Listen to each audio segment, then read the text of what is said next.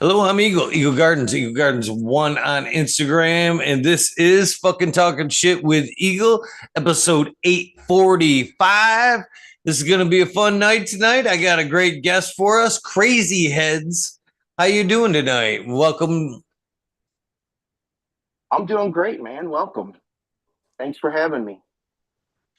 Well, I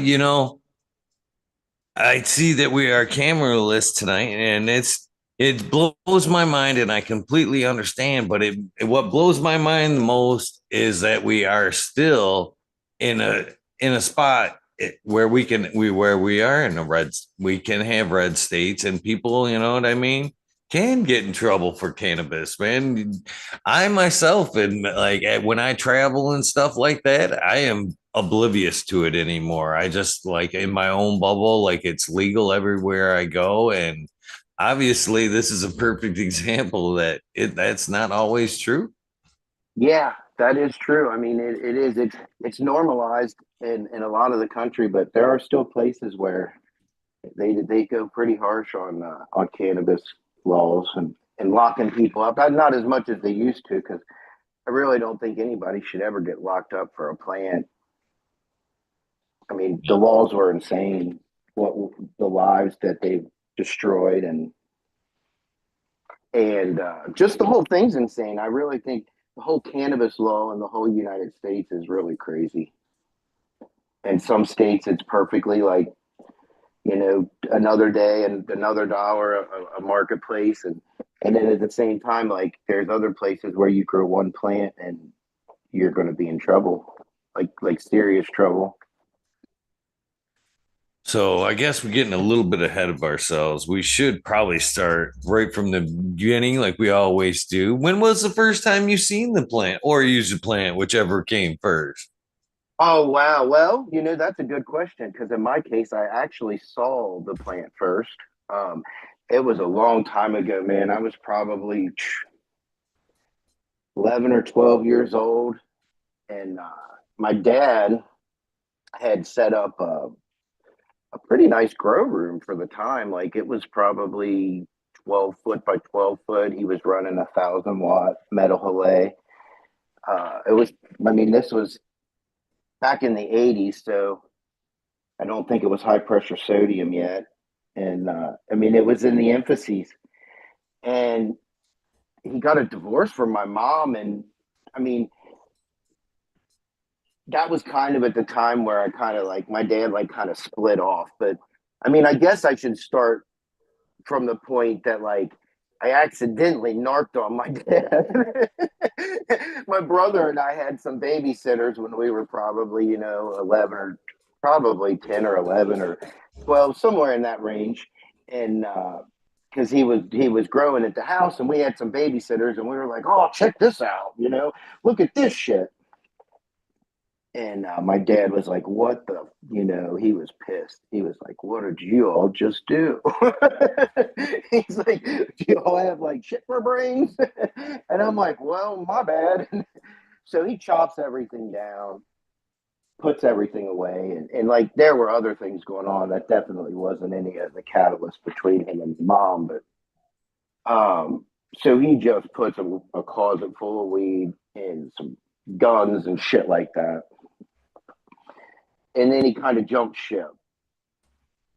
And my brother and I, my little sister was just born, and my brother and I were kind of like, right around that curious age, especially back in the day. It was so different than it is nowadays, but um, we basically just got into his shit. I started selling it. I used to skateboard and stuff, and just started selling it and giving it to some of the other kids I'd hang out with and crap. Uh, the first shit I think that I smoked that was semi decent is one of my friends that I used to hook up back then. He's like, "Oh, my mom's got this stuff, Hawaiian scent, man. It's unbelievable." He's like, "You got to try it," and he had like a half a joint, and that was probably like the first time, like, because the stuff that my dad had was like, it wasn't flour. It was definitely maybe pre-flour, but like when my brother and I let the babysitters know about his little secret. Like it was, you know what I mean? It wasn't like it wasn't definitely finished flour. So I don't necessarily know. Even though I was getting rid of that, it was kind of just like more like fake and pre flour and shit like that. So that was probably the first time. I was probably about like 12. That's pretty young. So were you on the fence of like, did you get high actually on that first time? The first time when my friend had brought the half a joint from his mom, yeah, we were definitely high. But like I said, I had smoked it a few times with like this like shit that my dad had left behind, where it really like I don't think that would have gave anybody a buzz probably, but it might have. You know what I mean? Who knows? Like I was a young kid, I didn't really know anything at that time. I mean, gosh, that was middle mid '80s or whatever. And I guess the first time I started growing was probably a couple years after that, maybe like 14. I was like, man, maybe I should grow some pot in my cupboard. And I popped some seeds, and I had like an old shop light. They popped, they sprouted, they got to be about 3 feet. But like I'm saying, dude, this was pre 90, so there was limited information out there. Like I had no clue about like the flower, like the light cycle. It was just literally a shop light and some seeds and a boy in his dream, like stupid stuff. And my mom was like, when she caught me, she's like, "What the hell are you doing?" And then she made me get rid of it or whatever. And and then a few years later, like, because I'll be honest, the other thing I think with the laws is like when they talk about like gateway drugs and stuff, I really think that I think I think the fact that it was illegal and that you had to deal with so many shady people to get it and getting ripped off and people trying to sell you cocaine and pills and other shit. You know what I mean? Like I think that was part of the factor in it. But the first time I actually grew flower and had a harvest, I got ripped off by my dealer. And he ripped me off on a half bag and took like $100 from me and vanished. And a week or two later he was like, "Hey, look, dude, my bad, I'll give you some clones." And at that time, I mean, like I said, I had tried growing and from seed. And at that time, like I had still like I hadn't grown indoor. I mean, I knew about the flower, I knew about the light cycle at this time. I mean, I was probably like, I think I was like maybe 16 and 16, 17 range. And he gave me some clones. He gave me two clones, and I just snuck them in some 5 gallon buckets out back of my mom's house in the middle of the neighborhood. And they just got sunshine all day long, and it ended up being some killer.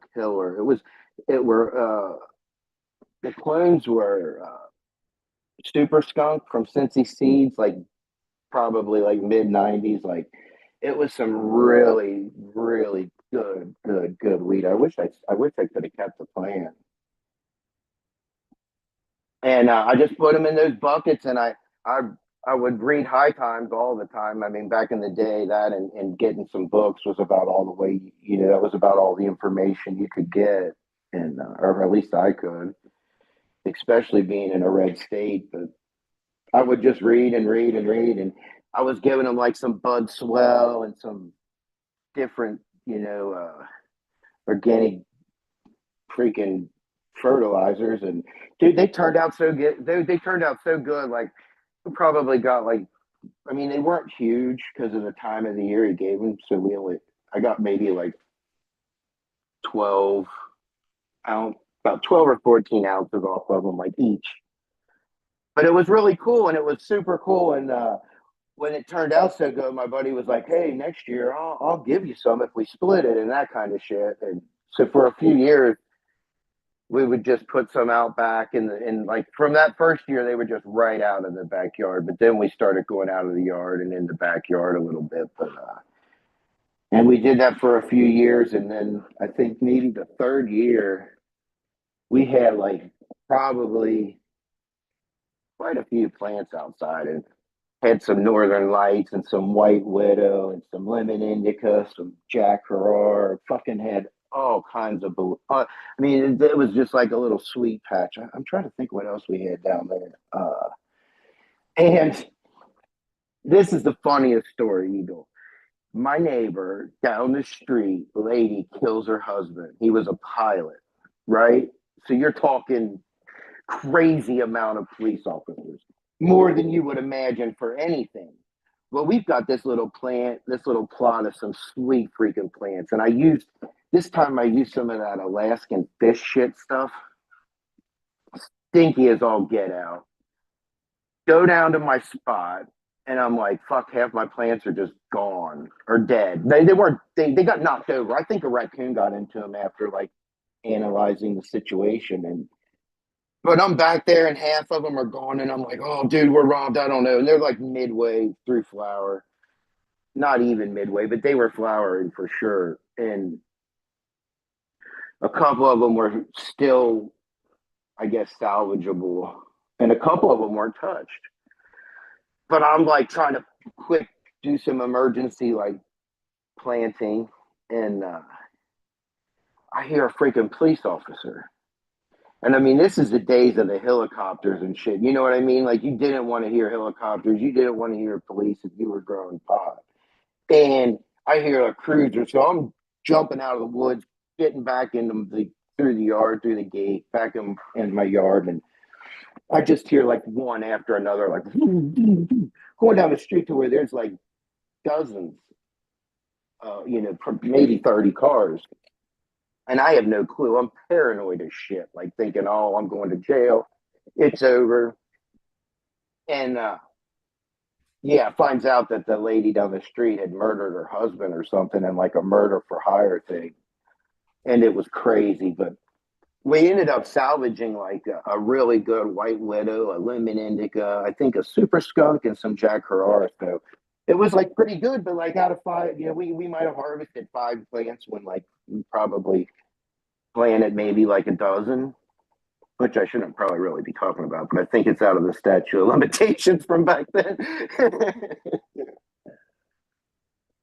But that was when I realized that, like, especially with the helicopter, because one time in that grow, there was literally a helicopter that was hovering 15, 20 feet above that patch.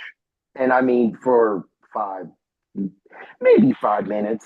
Never repelled, never did anything. There were only, like I said, at that time, there was only probably five plants. And actually, there was probably only four, and there was another one on the other side of the hill that we did harvest. There was actually two of those, and one of them got stolen. But that's when I decided, like, I think you need to go inside. There's too much risk and too not, like the reward and the risk. I'm like, it really sucks when someone steals your shit or like, an animal kills it or whatever. Fuck yeah. Yeah, it definitely sucks. The rippers definitely suck. And hopefully, as we get legal, that thing becomes a thing in the past. But that doesn't really help in the red state, there, does it? No, and I mean it's decriminalized a bunch. It's not horrible, but like still, it's not like the growing part, and it's definitely not normalized. You know what I mean?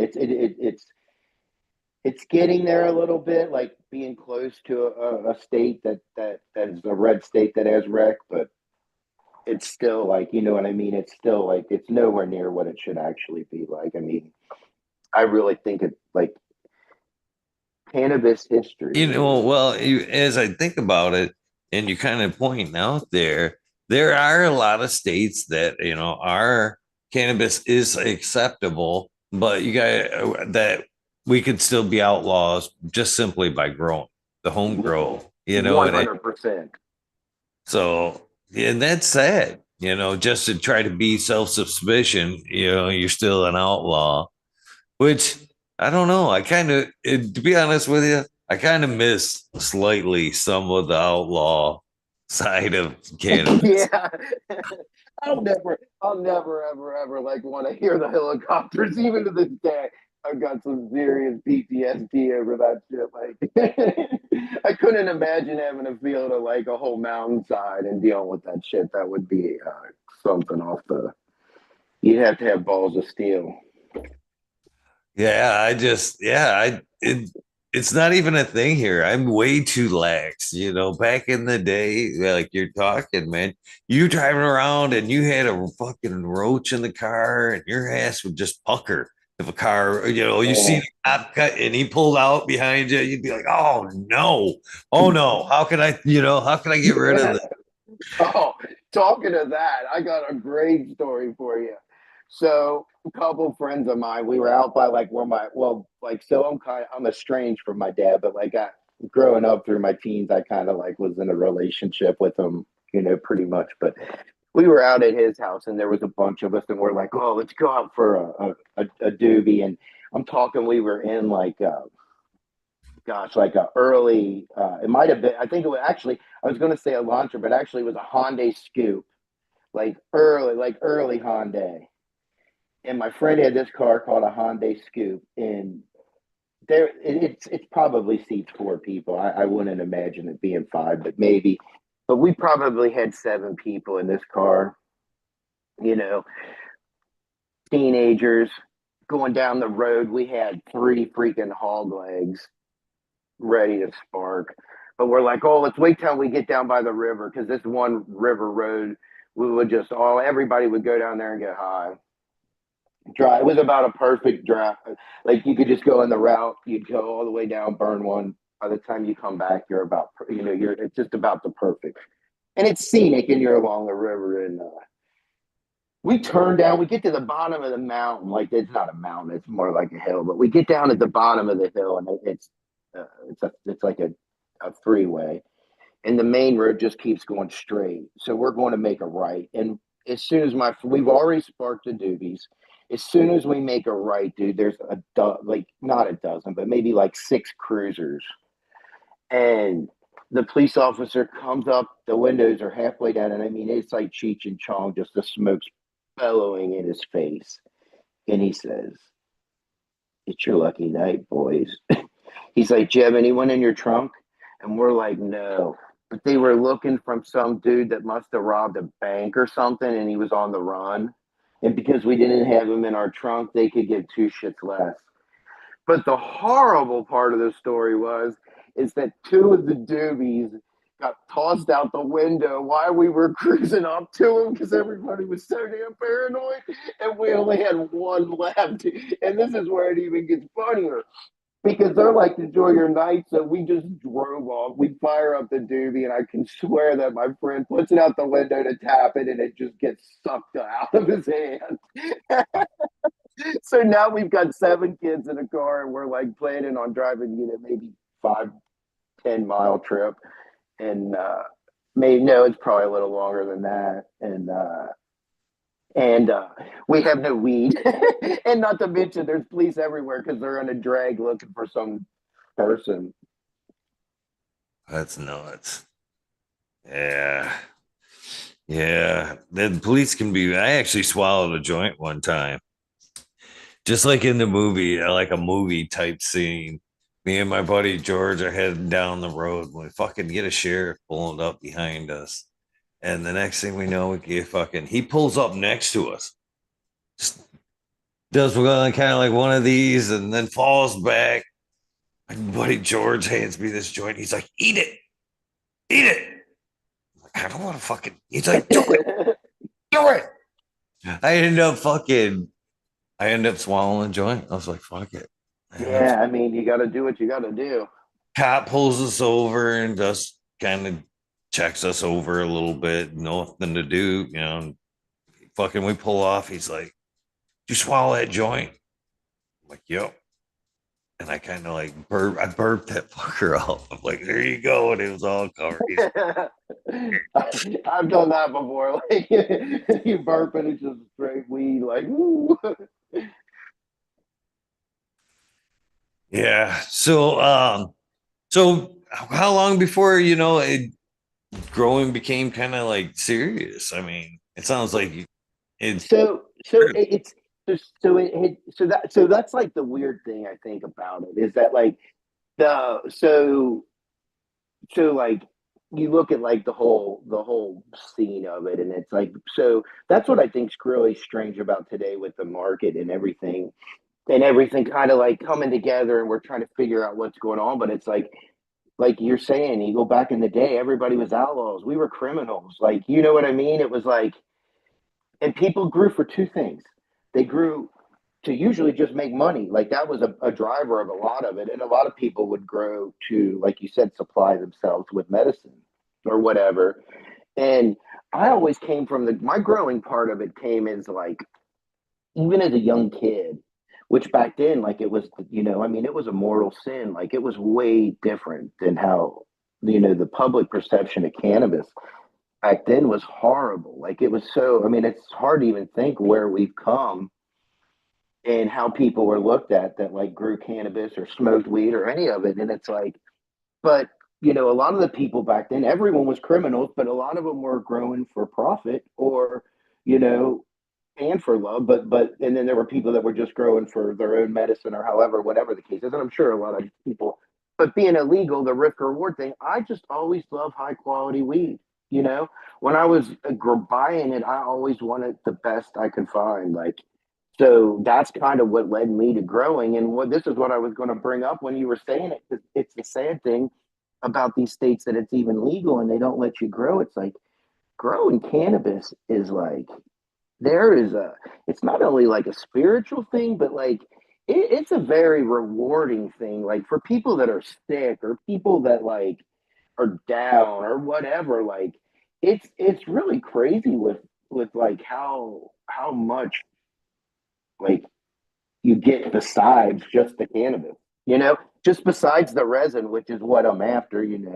I love but I mean, that's how I came up with my little moniker Crazy Heads, because I'm like, for the longest time, they would always say, oh, cannabis is going to make you go crazy or psychosis or schizophrenia and all this stuff. And I'm like, well, could it just be perhaps maybe that a lot of these people, especially with the stigma on mental illness, a lot of these people are maybe medicating themselves.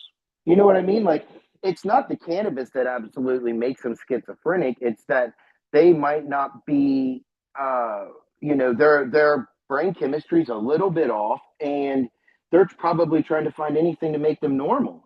Like a lot of people, and like I said, I really think even like mental illness in this country is so like it's always, I mean, at least even more back in the day, it was like nobody ever wanted to say, oh, like, I don't feel that right, and it's like crazy because it's not that out of it's a pretty common thing that people will have in their life where they just have a period that it's maybe not going as great as they want it to be, or maybe it could be, it could be anything. Like it could be a death, it could be I mean, no one really knows. It could, and when you talk about some of the stuff like schizophrenia and some of there's other mental disorders, and it's like, man, I feel.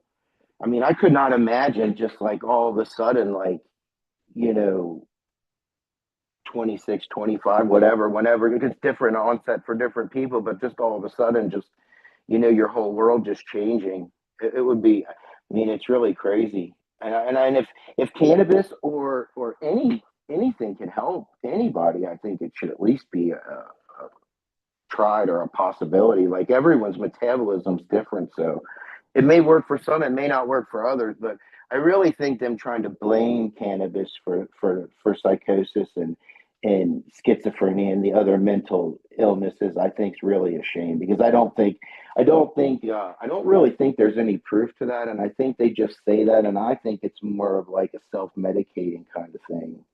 And maybe I'm wrong, but like I definitely don't think like that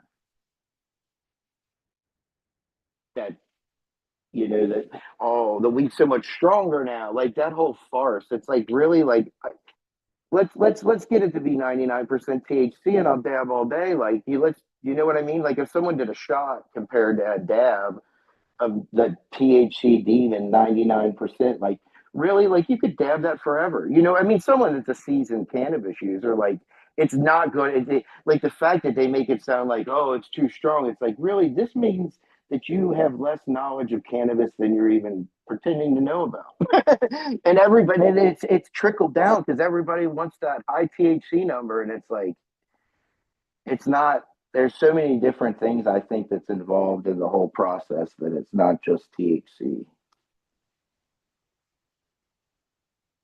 Definitely not just THC.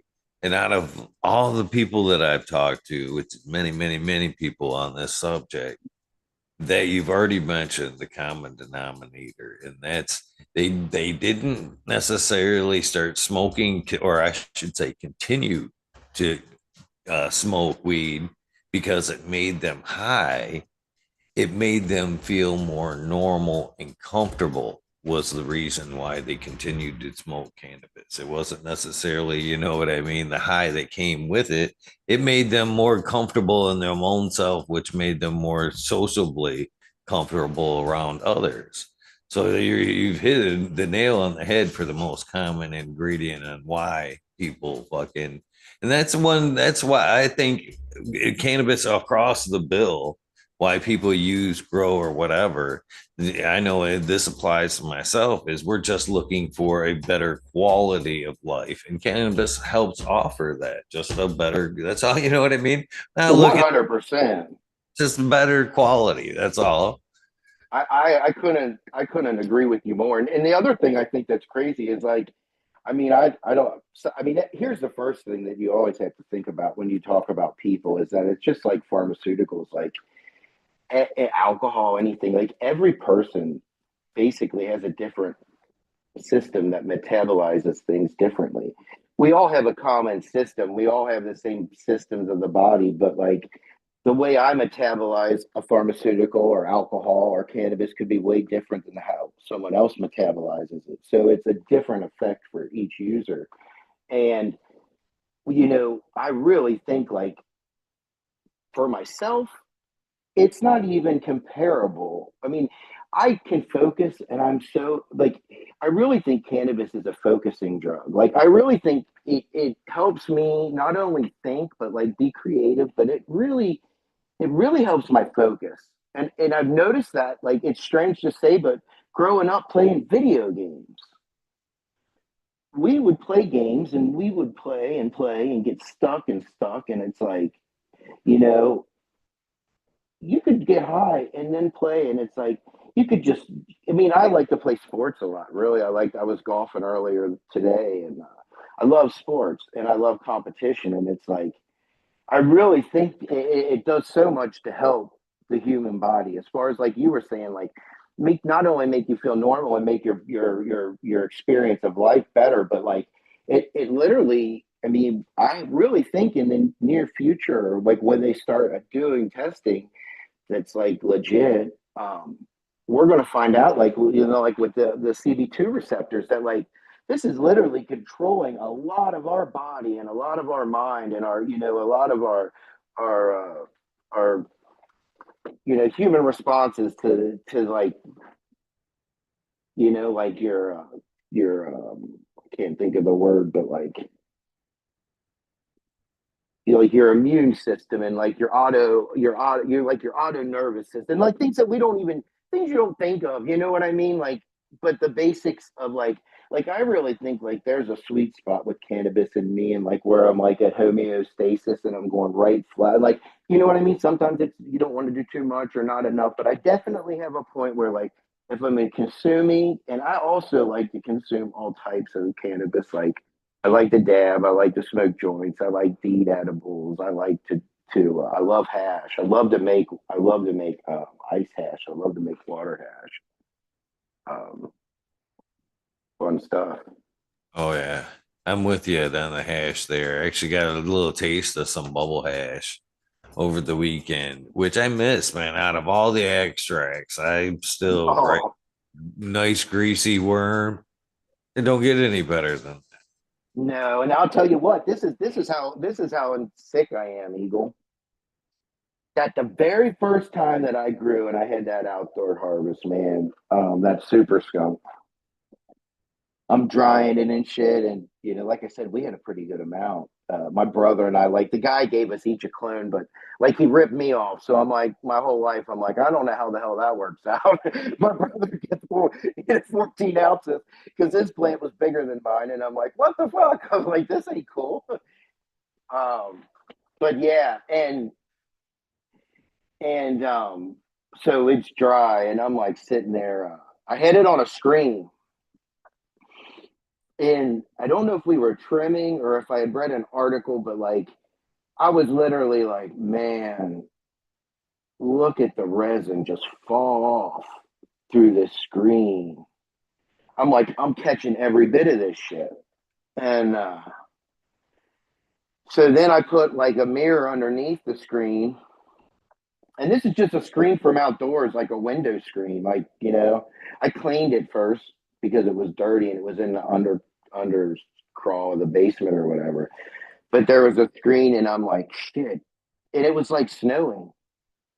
uh the resin must have just been like, it was probably just right perfectly and it was really good and dry, and it was like snow. And dude, just watching this resin drop, and the crazy thing with resin is it's like, um it's I mean, I've I personally noticed that it seems like, that first bounce, that first couple times of that virgin bud or flower or leaf or whatever, just hitting it, and it's just that first stuff that just falls off. It's like, man, that stuff is like, it's always the least amount, but it's always the best amount. And just watching that shit and collecting it, and at that time, dude, honestly, I came up with a big old pile of keef, and this is how fucking sick I am. I was reading about traditional Afghanistan and hashish, and I literally took some cellophane. And the first time, I think I used a hockey puck, and I basically wrapped the hockey puck in cellophane, and then I took, I cut it, and I took the hockey puck out, and then I filled it with resin. Then I rewrapped it with some more cellophane so it was sealed good. And then the article that I read about them pressing it out, you would take like some wet newspaper, right? And I took my mom's iron, and I basically put it on the counter. And actually, I might have put, actually, the first time I did it, I think I had it in a pan on the stove, and then I took an iron on top of it, and I just kind of pressed it for like, I don't even know, not very long, and cut that thing out of there. And it was just like the outer side, the outer section was seared. You got to keep the newspaper wet so it doesn't like degrade the THC too much, or like, I guess, cook it. But like at a nice low temperature, and you just press that until the first layer kind of just heats up and kind of sears. So it would stay good forever. So then I just cut all that plastic, all the cellophane away, dude, and had a hockey puck full of like hash.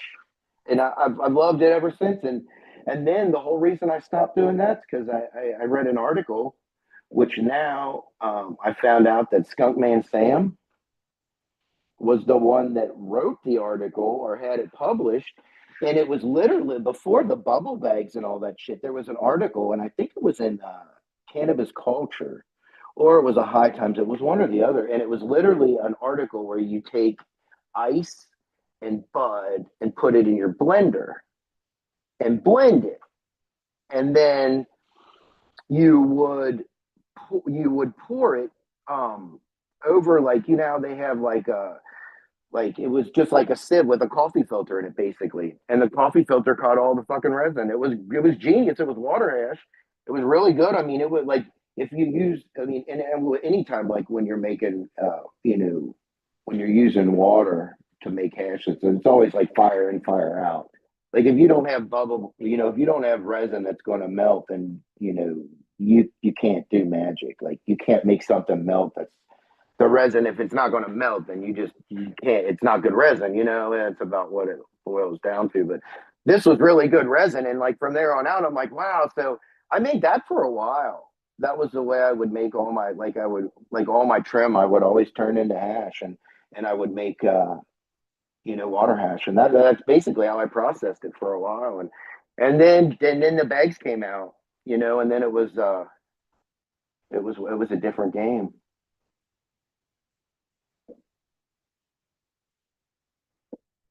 Nothing better than making your own hash too.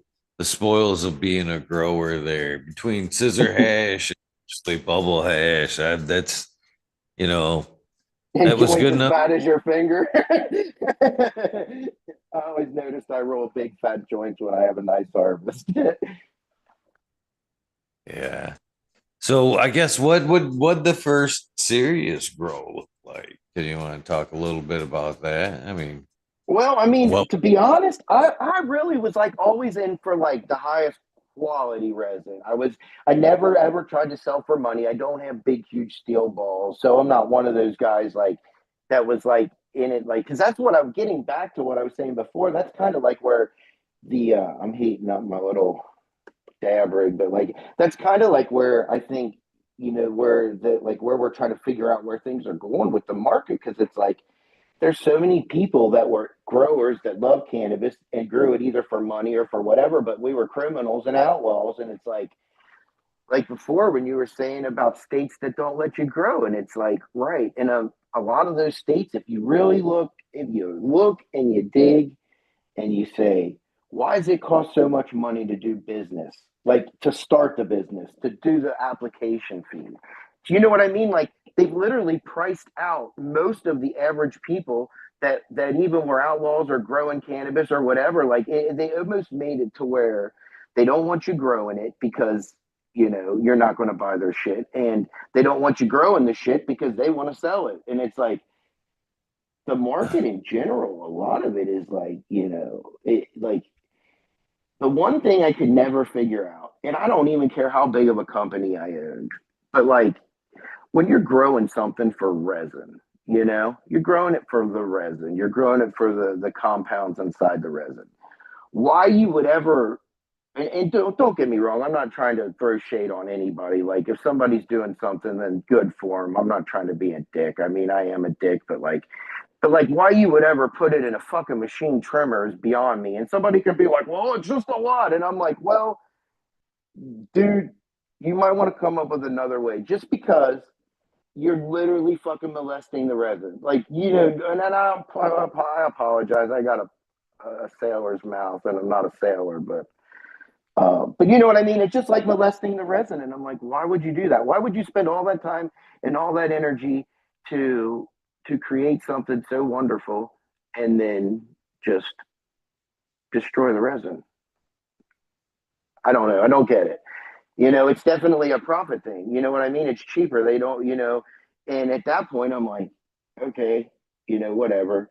But I really wish that at some point in time the market will balance out and we'll either have like craft grow, or we'll have you know basically more or less some heads or some people that are into cannabis start a corporation that's actually uses the corporate benefits, but they actually don't have the mindset of greed, greed, greed, greed, greed, shit, shit, shit, shit, shit.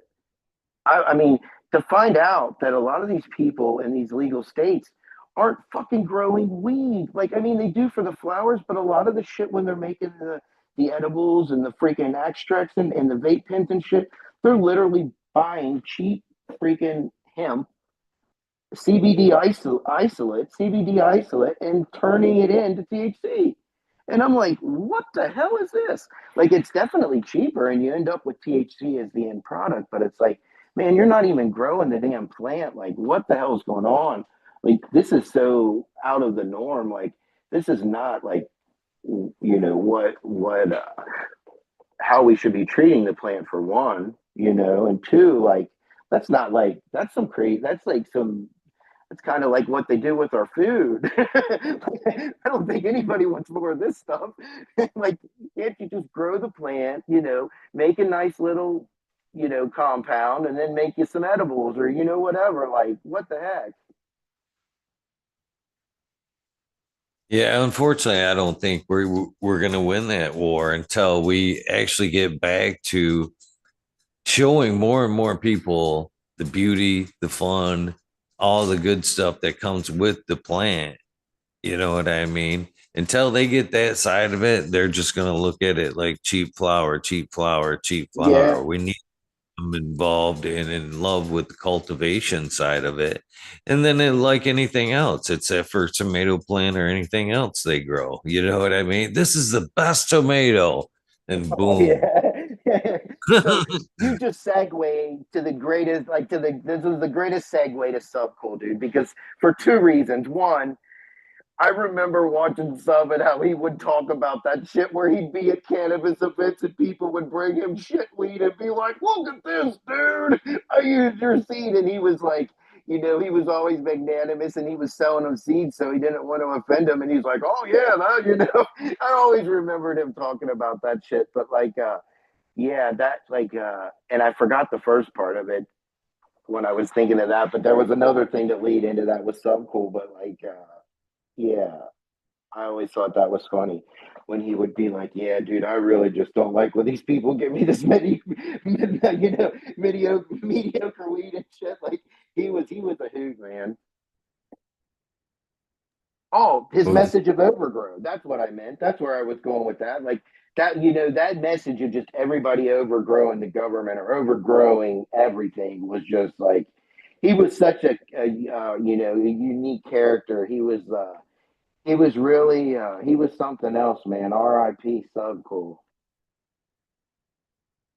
He was one awesome dude. And that is still the answer right there is to overgrow legal, even legal cannabis. It isn't just making it legal. We need to overgrow, the legal market right now too. And one of the things 100. to be in with sub there, if we're gonna get into that kind of thing, is was his you can do this. You know what I mean? Uh, these are the genetics I sell, and right behind me are the fucking 6 foot, 7 foot plants. I'm growing indoors. You know what I mean? Big old fucking plants. You can do this. I'll show you how, basically. And yeah, that was one of the fucking things that drew me in with sub. It's just that, yeah, he literally just grab a top of a plant and go, Oh these big yeah. right here. You can And grow these. Yeah. that was part Yeah. of his genius too, like with his collective and stuff in the beginning. Like that was the whole reason he did super soil, so he could give someone a clone and say, just water it. It'll turn out good. It'll turn out dank, as he would put it. And but yeah, that was what drove me, like watching him in the early days, and he would just tell everybody everything. And it's like that was one of the things that really drew me to him because it's like you know not too many people are willing to give away the trademark secrets and like he said like you said with the seeds he's like you bought them. He's like, I don't care if you grow them, shove them up your ass, breed with them. I don't care what you do with them, you bought them. And then he would tell you how to do it. And like, I mean, to this day I never really met him in person, but like i would I would ask him questions that I knew the answers to. I don't think he ever realized that I was just trying to like I like the notoriety of him saying good question and that. And like I would always ask people questions that I knew the answer to. So I mean I ask questions that I don't know the answer to, but I would ask questions to people that I knew the answer to just to see how they'd answer it, to see if they were honest or if they knew their shit. And he knew his shit and he was honest and he would tell everybody what the shit was. And like, I didn't know much about making seeds. And when he had his fire, I was like, dude, I'd really like to make some seeds and help him out. And he told me everything about like when to put a male around the females and all that shit. And man, he was spot on. And he just told me everything like that he had learned, which I think's cool.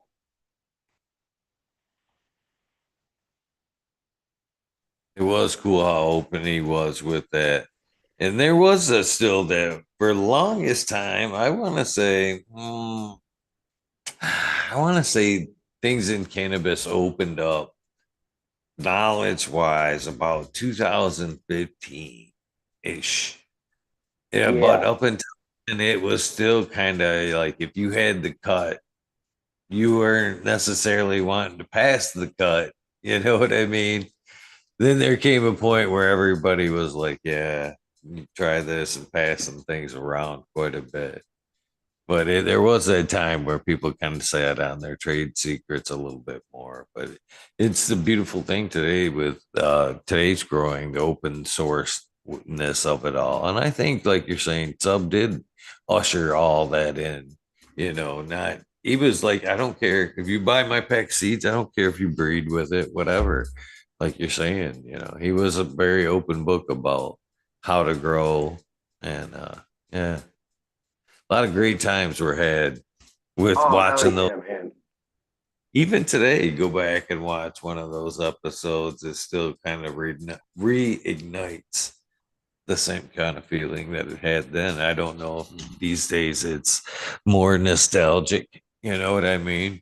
But yeah, those were good times for Oh sure. man, and I mean, I'm not going to talk too much about it, but like I said, man, that guy, man, he was on the highest peak of the highest peak.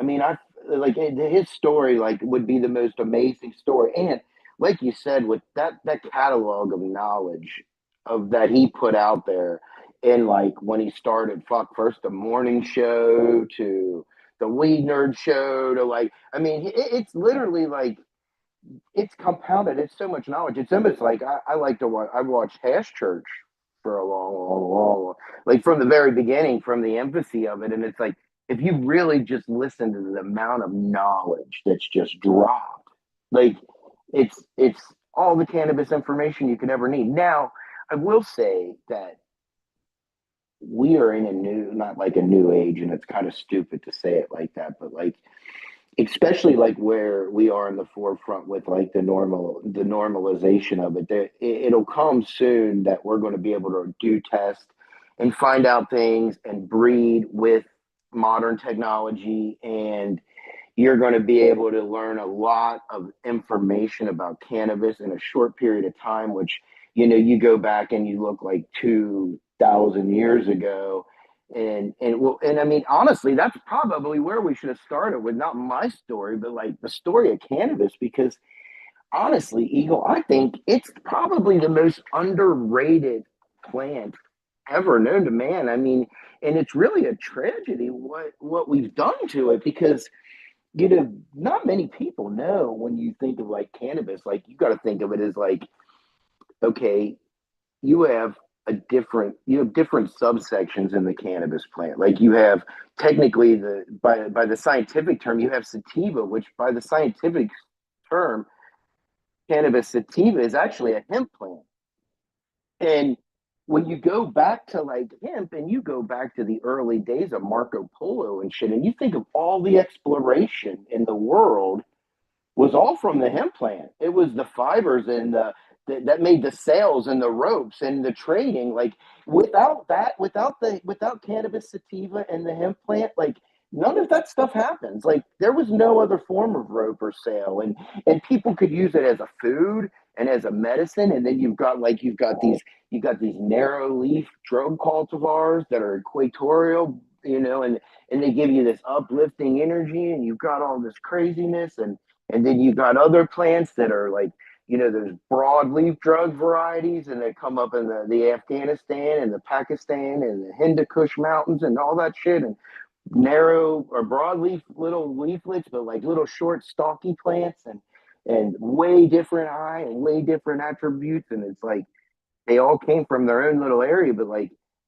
it was really man's intervention and finding that shit out and breeding it to find better resin, to make like hash or make flour or whatever it was. But like definitely like over time that like hemp is just hemp, but it was like kind of man selection. And like there's literally like a whole thing, but that just goes to the story of cannabis. Like it's a medicine also. Like there aren't many plants that like you can literally grow in your backyard and process it, or you can live off it. Like I really think one of the biggest things, and like with them taking it away, was like so they could introduce shit like cotton. And like I think if they would have told the farmers that they were going to ban hemp, nobody would have been on board. But you call it marijuana and say it's making people crazy, and now you've got a drug war.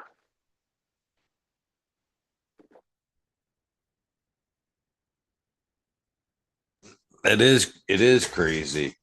100%. Nah. the amount of things that are still made out of hemp today or could be made out of hemp are crazy. It is. It's It's like actually, it. Oh, sorry, my bad. I was just gonna say that's one of the old hemp sacks right there hanging up when it was briefly legal. You could read it, it says marijuana Heck on yeah, that little hemp sack. that's cool. Yeah, that's the other thing. It's crazy because they just try to hide that history and shit. But like all these ports, like in all the cities and all that shit, like where they'd have the town, like hemp was traded and sold. Like I mean, at one point in time, the U.S. made you grow hemp if you're in farmland. You know, it's like they went from that to like demonizing the cannabis plant to all ends.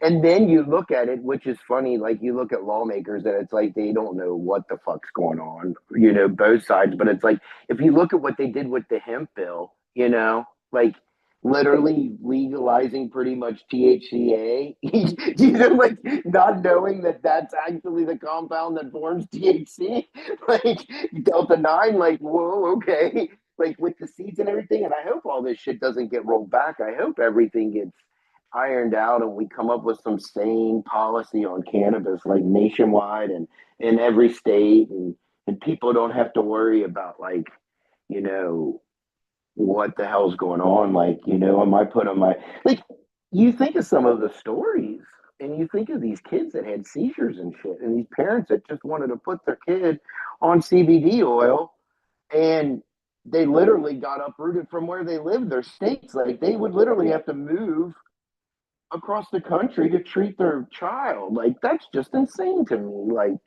especially with the medicines that they give the kids for that kind of shit are so harmful. Like it makes no like there's no like harm reduction. It's not like oh well this marijuana is just so much more dangerous. Which I don't even like to use that term ever. Like I like to think of it as cannabis or you know or one of the other crazy little like weed or you know what I mean, whatever. There's so many different nicknames for it, but I just like that whole word and like kind of what they did to it. It's like it's kind of crazy because you know it's a mystery like how we got there or how we got here.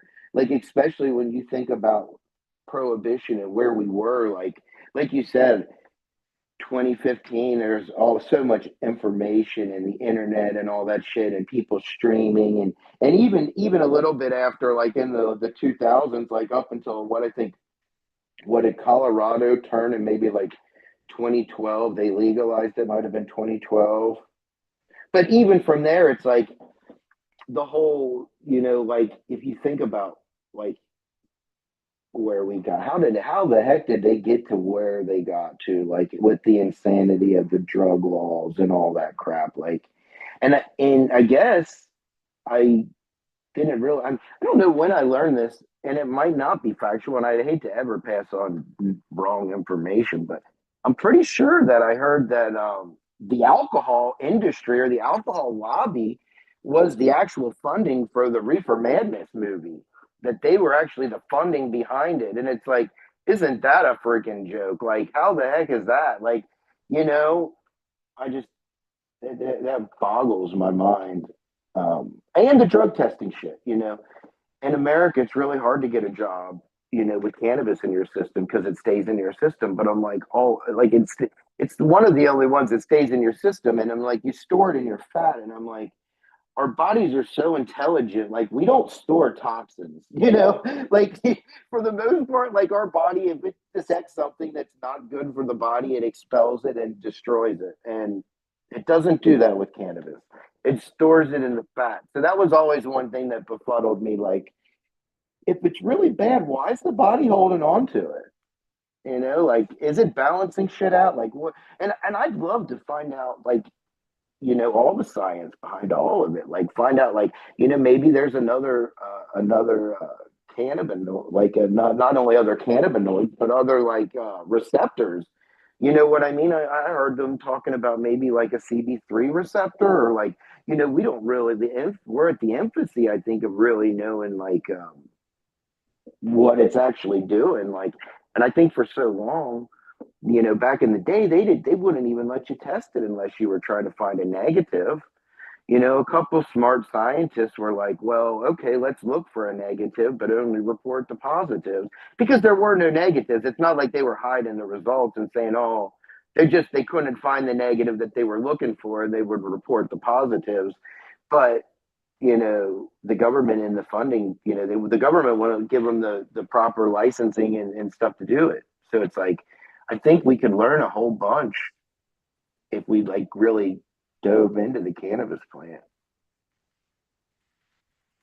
Oh, for sure. I mean, we're just now necessarily learning the different molecules and understanding what receptors you go where. And it's just crazy that they can't even a little bit get behind it being a medical thing. From just smoking it, helps with your blood sugar, and just there's so many different ways that it does help you. I just to say that it has no medical effect when a simple puff can help relieve anxiety and a lot of different things for you. Yeah, no. And then, you bring up an interesting point too about staying in your body. uh Most drugs, illegal or illegal, work in the fact that it's the body's response to that substance being in the body. So 9 times out of 10, the effect that you're feeling is the counter effect of your body trying to get it the fuck out of your body. You Right, know what I exactly. That's the Right. high that you're feeling. And most people, that'd be a side effect or whatever. But no, that's the high you're feeling. It's your body literally going, get it out, get it out. I don't care if you got to sweat it out, run it out, whatever. Get it the fuck out of here. But like, as the interesting point you present there is not with cannabis. The body is indeed trying to keep it around for as long as possible, which is an interesting point. Yeah, I mean, I'd like to find honestly, I'd like to find out why. You know what I mean? Like, it was so funny because Eagle, I've been like I said, I'm to the point like of insanity when it comes to cannabis. Like I've always been like like in a like I've just always loved it, and um, it's crazy because I met this kid. I don't remember how old I was. Let's say like I was probably about like 18 or 19, and he was a friend of mine's friend. We were at his party, and he had really wealthy parents, or his parents were pretty well to do or whatnot, and they were mostly college kids and shit. You know what I mean? So it was like a party, but it wasn't like a huge party. But we were out. He had like a pool table and all different kinds of instruments and all. The kid had a really nice setup, but he would have parties, and we were having a party, and this kid's like, I really like because at that point I didn't. I mean, if you asked me about growing a plant, like diagnosing it or making hash or anything like that, like hands down, any knowledge that had to do with the actual production or actual cannabis, dude, I could know as much as I could suck in. I mean, I was like an information vacuum. Like I've always liked information for everything that I do, but you know, especially if I like something, the information sticks a lot more. And he was like, "Well, do you even know what it does to you?" And he's talking the receptors and all this shit, and like he was definitely an advocate, but um, it was just to me like at that point I'm like, no, dude, I apologize for the echo if there was one. I was like, no, dude, I don't know what it does to me. Explain, tell me. And he started trying to tell me about the receptors and all this shit. And like I said, this is still early on. Like this was, if I was 18, like I'm almost 50 now, but so it's been a while. You know what I mean? So back then, the fact that the kid had the information, it's pretty crazy that he went out there and like I guess looked it up while he was at college, like trying to figure out like the endocannabinoid system and shit. And he was going over it, and I'm like, to be honest, the kid was. I'd love to see where he's at today because I mean, he was ahead of his time by a lot. He might even, I mean, if anybody believes in aliens and time travel and shit, he might have been from the future because I don't know anybody else that was talking about the endocannabinoid system in like let's see, what would that have been like 94, 95, somewhere around there? I don't know. I might be off on my time a tiny bit, but not by much. People were talking about it back then. At least the ones I was talking to. The body doesn't make it that much easier for them to study it either. As you've pointed out, uh, it does affect everybody differently. And then recently, I found out that to make the puzzle even harder, the way our body uses cannabis and THC and the whole puzzle as we get older changes. So Oh the yeah. way we actually use THC in our teens and 20s. Our body at this, later in life still loves it, but it's using it different. It dictates how you use it. And I think that's always goes with edibles too. Like, that your body kind of like you don't necessarily get high all the time from it. Sometimes you eat that stuff and you go, oh, I don't think I felt it, but my back feels better. You know what I mean? Yeah. And that just like opens Pandora's box because that's the thing that I always found amazing about cannabis. And I don't just have like one varietal that I love. It's like it's amazing. Every plant does something different. And if you take an orange purple plant and you mix it with a bright green short stalky plant, which is not normally, I mean, honestly, with my experience, you usually get the greens, the lighter, brighter greens with the more equatorial varietals. But let's say you did have that. If you mix them together, it's like humans. You're going to get a little bit of mom and a little bit of dad, and you're going to get a little mix between. But, you might end up with like 25% that's more of mom. You might have, you know, 25% that's more like dad. And then you're going to have, maybe another 25 that's got characteristics of both. You know what I mean? And you're going to get these different phenotypes of like a whatever plant you're crossing it now. It breaks down. And you know what I mean? Depending on like some male plants or studs and like everything you cross with them, they're going to do a certain thing. You're going to get this flavor or this resin, or you know what I mean. And the whole breeding thing is amazing to me. And when I think of it, like that's what I mean. It's like I could never really pick like my favorite, but it just when you get into thinking about like what you take an edible and you're like, well, this one I'm not as high, but like it's helping with this and that. It's like when you think of all the cannabinoids and terpenes and flavonoids, and now you got all the different sulfur compounds and shit, it's like, we're on the surface. Like when we're scratched, when we find out like everything that's going on, and it's amazing. And like I've always had this like unbelievable tolerance to cannabis. Like alcohol as well, like most drugs, like I just have a really high tolerance, like I always have. I don't know, it's probably just the way I am, like with my metabolism. But you're right, as I get older it changes. And it's like kind of getting back on that point, like it is weird that like everyone experiences it different, like how they metabolize it, like even like with medicines and everything. It's just it's interesting, but then like at the same time, the plant is almost as interesting as us because you know a purple grape smelling plant might make you feel one way, and a super tall lime smelling plant's going to make you feel another. So it's like there's almost as a uniqueness in the cannabis as there is in the humans. And and it's really interesting. I mean, I can't wait for all the research to be done. And so with that being said, though, I kind of like the beauty of the ass is, and this one's nice and that one's a little bit nicer. It isn't until we start isolating it, and then that's where the part of the problem actually, I think, is that they trying to isolate too much of the plant, going, okay, this molecule is legal, this one's illegal, this part's illegal, you know what I mean? Don't Oh do yeah. this. It'll kill you. Well, guess what? If you take it in nature, you're not going to extract that compound down to 100% and then dab it. You know what I Oh, mean? yeah. Yeah, Oh that's yeah, dude. That's the bad. crazy. it's crazy because we don't even know what the hell they're doing. Like, and a lot of those companies, man, they're adding terpenes that don't even come from cannabis plants. You know, they'll call them botanical terpenes. I mean, that's just like the cleaner that you have the lemon smelling pledge that's on your fucking counter. Like, you know what I mean? It is insane.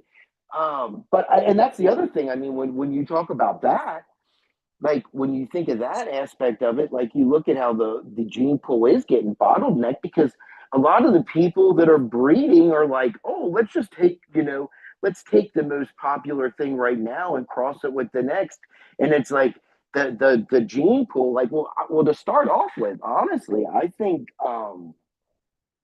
prohibition in itself like really fucked us up on genetics because you think about it, like there were so many varietals that were lost because they were just odorous. They were too much of a risk.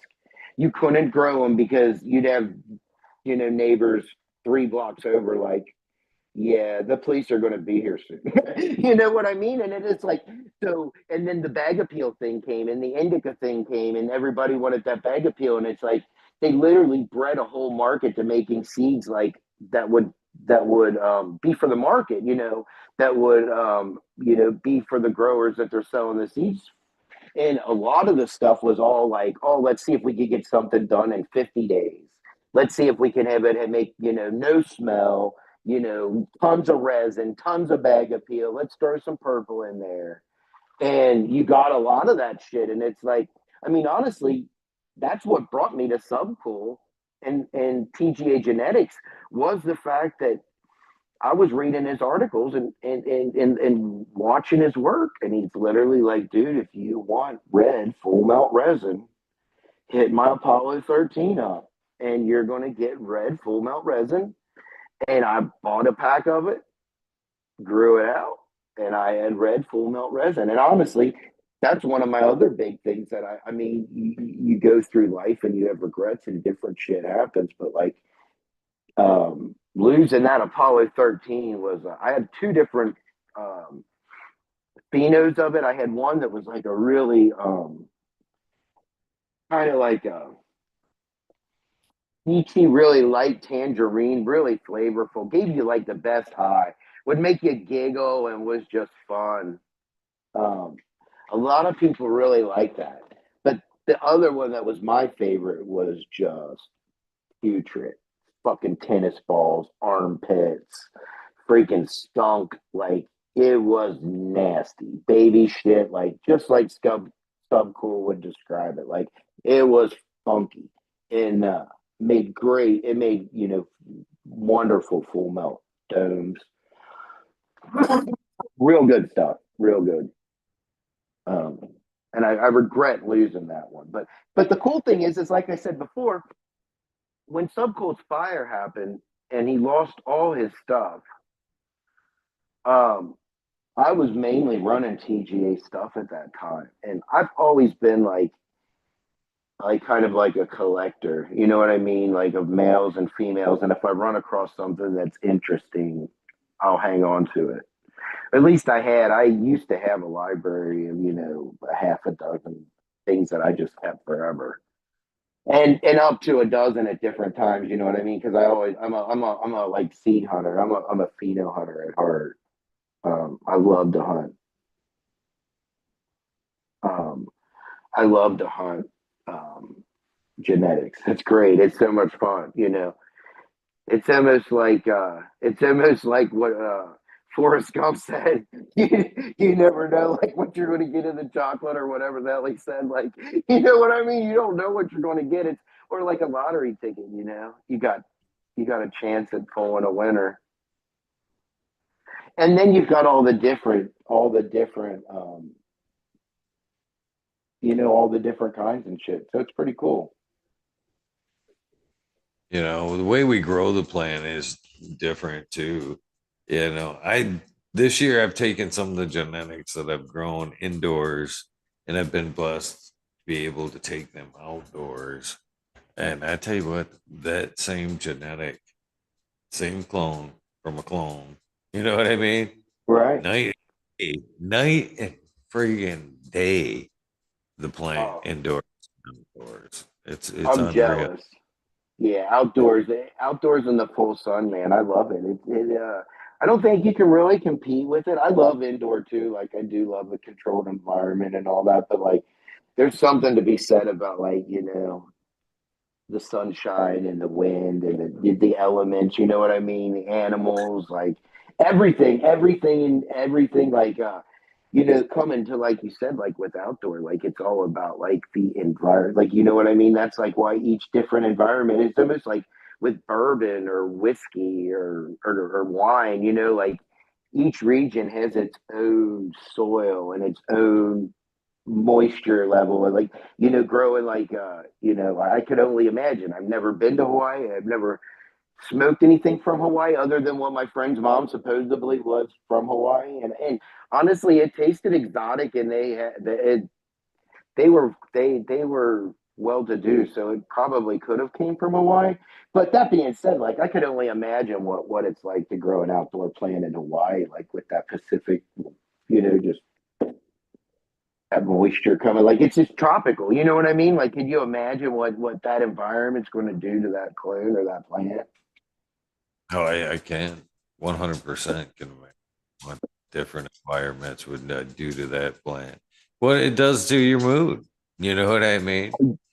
You know, it was Bubble Man that said something to me one time with, or not to me, but like in Hash Church, and it was like I never really thought about it, but like it's kind of crazy, but like I've always thought of like the thought of how the food supply is. You know what I mean? Like I'd heard, you hear about like McDonald's and Kentucky Fried Chicken and all that shit, and like these gigantic corporations like harvesting their animals and shit. But it was really like Bubble Man one time was just we were all high and he's just going off, and I forget what made him bring it up, but he basically was like, you know, those animals when they're in those slaughterhouses and they're literally like lined up, they literally are listening to the animal in front of it get murdered. Like, could you imagine, like, if just think of our humans as ourselves, like, could you imagine being in a situation where humans are you're lined up, you're in a line of 50 people, and slowly you're just watching the person right in front of you get a bolt gun to the head, you know? And like the animals and the way they freaking cry, like or like you know what I mean? Like used to be a cook, so like you throw a lobster in boiling water and they kind of make like a noise, you know what I mean? And it's like, but to get back to that point, the way that shit's harvested, like, man, that's not like how it was back on mom and pop farms and small stuff. You know what? Small butchers and small harvest, like small animal farms and shit. Like, that animal is literally like I could only imagine of like the hormones going through their mind. Like they're probably in a state of panic. Like, you know what? I would just imagine. I mean, that's what he was kind of bringing it up, and I'm like, that's like kind of a good point. You think about that, and it's like that's kind of crazy to think about, like, you know, the humanity, or like you said, just how plants can tell if you're in a good mood, or whether like the craziest thing, like, and I mean, I'm kind of goofy, and I don't know, like, there's really no other than my bio essay, there's really no way to track this, but like literally there was a time where I was running clones, and it's almost like the plant had like with its relationship with me. I mean, I almost feel it's stupid to say, but it's almost like it knew exactly like what I was doing. It knew I was propagating the clone. It knew like that it's next, the next self of it was coming in. Now, and I mean, a lot of that's crazy bullshit, but like, I really feel like that plant was 100% like it was in a spot with me, like it was thriving. Like, you're taking good care of me. And I mean, I'm taking a cutting off of it, and the cutting is in the same room, maybe a different pen or whatever. But I'm like, I really think like those plants at every given time they can sense me, and I mean that was one of the things I think that makes me a good gardener is because I'm empathetic and I can kind of figure out what the plant needs because it's like it's almost like raising a kid, or it's almost like with like I said with sports, people always said like with golf, like it's a it's a sport where you call a penalty on yourself. You know what I Golf, mean? So it almost shows you like the plant almost shows you how you're what you're doing to, you know what I mean? It's got like some kind of symbiotic relationship. Like a lot of my friends that were like just drug addicts that were just growing weed just basically to make money to support their drug habits. I had quite a few of those guys back, growing up way back in the day. I mean, most of them aren't around anymore, but like I definitely had some friends that would do that, but it was like their crops would never, like, the plant knew that that person didn't even give a shit. You know what I mean? It was like they were just trying to get from A to B to make money so they could get to C. And I really just think like you could tell sometimes, like, you could just tell by the way the bud turned out, like that they they missed a feeding, or they let them get a little too, they didn't raise the light in enough time. I mean, that's the other thing, like the technology for grows has changed so much. um, it's changed so much, like, and it's evolving constantly, like the difference between, like, back in the day, like, you had metal away, and then you had like high pressure sodium. And I'll tell you what, um, the first light I think I ever bought was a like one of those 430 high pressure sodium sun agro system like bulbs. And then I used to love using HPS. I used it forever. Um, and then I switched to LED. And to be honest, man, I like LED. But I like it. I like. I guess with when you take into all the accounts, like of the HPS, and being hotter and using more electricity and all that shit, I will always say, man, it does produce some hell of some good bud. You know what I mean? I don't think I could ever knock it because it does such a good job. But definitely with technology and shit, like I really like the I like some of the LED technology. Technology does make a big difference for sure. But even at that, I believe if you could fully automate that system, and I think they will, I think there'll come a point where we'll have little humanless chambers basically, to where everything in that environment is dialed in to that in particular strain. The amount of oxygen, the amount of everything, every little bit will be adjusted to what that plant likes. And you won't be allowed in there from start to finish. But You're I what think you're 100% right about that, because I will tell you you're 100% right, because like that goes back to like Subcool in the pool. Remember the pool? Like that was the coolest freaking thing ever. Like you said, this gigantic plants in this pool, but it's like it's real hard to have a grow and have people coming in and out of your grow and not get bugs and pests and shit. Like it's almost impossible, you know. Where, like you said, like in the perfect environment, if you didn't have humans molesting the environment at all, it would be it would be pretty cool. Like I've seen some of the bigger places and some of the more high tech places, like where they have that shit. Like I forget. I guess it was maybe like DNA genetics was like touring gardens, and they went to a place and it was like this was a long time ago when I saw it, and it had like those giant wind sprayers, like wind tunnel. Like you would literally have to stand in a wind tunnel and put on like like some PPE, like you're having a child or something, and and stand in a wind tunnel. But I'm like, that's not a bad idea. Like you have to do something because bugs are a pain in the ass. Like if we're talking about growing, like gosh, man, that's the worst shit. I still think too, with that being said, if you can automate it to that level, and I think that's what's wrong with legal cannabis and the cultivar. What the difference is between uh, uh, the legal market and a home grow, or just a nice grown bud, is that human interaction. You take that automated system and even you give it perfect the perfect environment, perfect ingredients.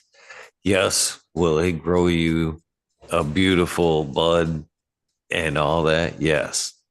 But I think if you take that same chamber, same plant, and put it in another room with a doting gardener, you know what I mean?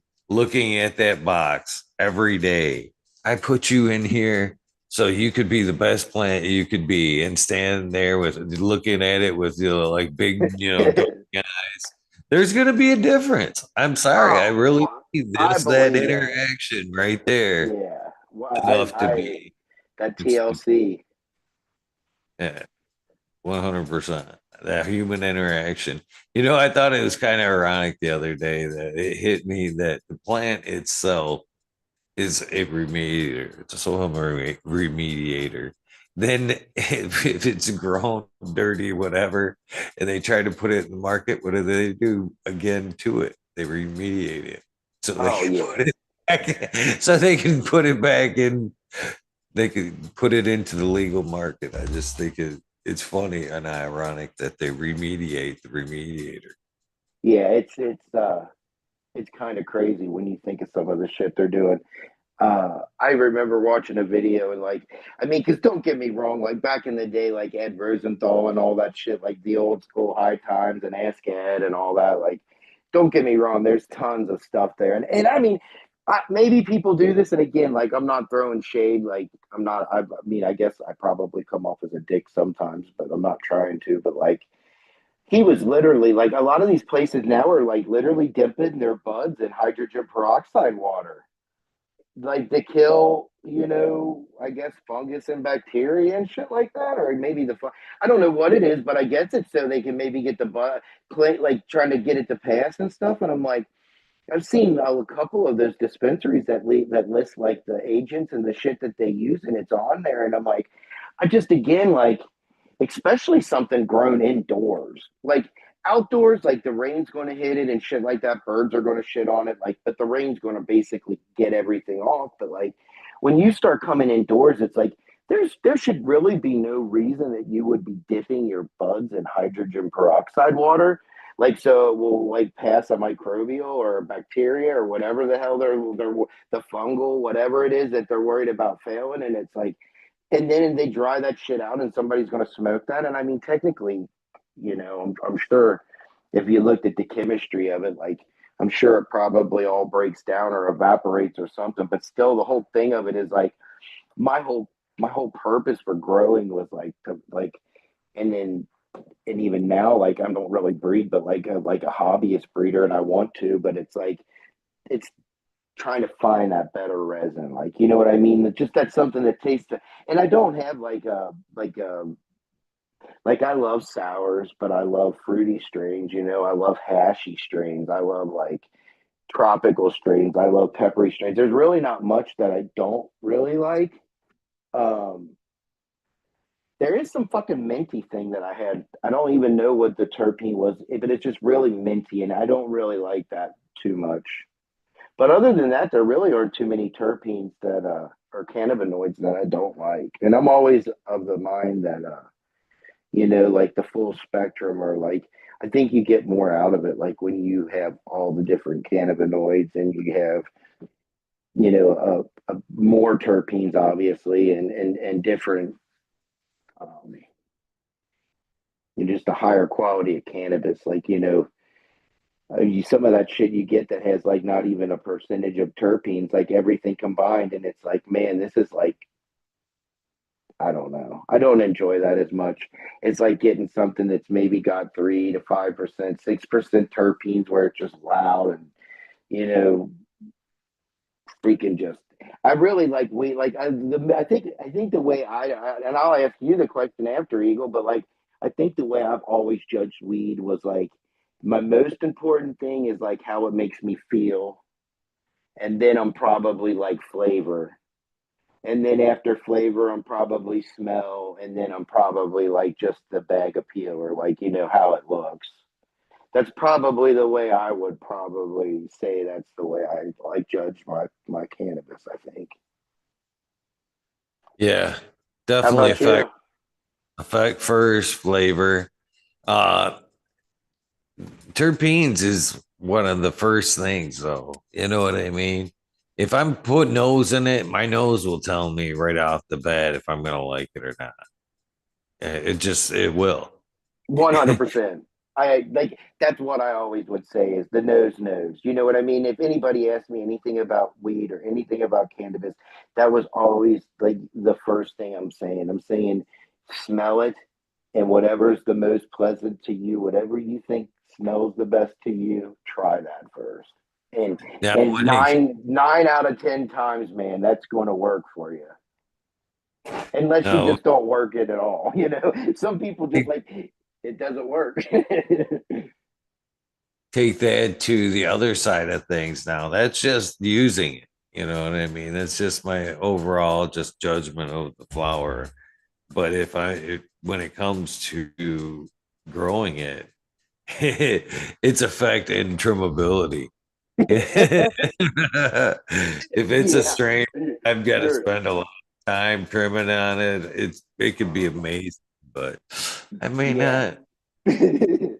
There's May not. something to the bud flower or the bud to leaf ratio that is definitely very important. I agree on that one. Like when you see those big fat meaty buds and you see like one leaf poking out with the fucking stem, like some of that cookie shit, you're like, oh, this is nice. But some of that stuff, like some of the old like Northern Light shits and stuff, you know, it's like, dude, it's so leafy, and it's like, you know, and I hit that like because I have the weird like so I'm from the like I don't know I just think I would consider myself weird but like I always would look at like um when I'm growing and drying something and it's for me like I would always be like I don't know, kind of lost my train of thought on that one. I'm getting high and I'm like, I've been a couple dabs and I'm like, I just completely out of left field. I forgot exactly where I was going with that, but Well, that's a good question there. A, what are you dabbing on? And then I was gonna ask, I was looking down that page as I have many times. What are some of them beautiful flowers on your page there? What are your some all-time favorites out of some of the stuff you've grown there? You could do it all again, which would be the keepers. That's one of the things that sucks. I um, heard shit about being the pheno hunter.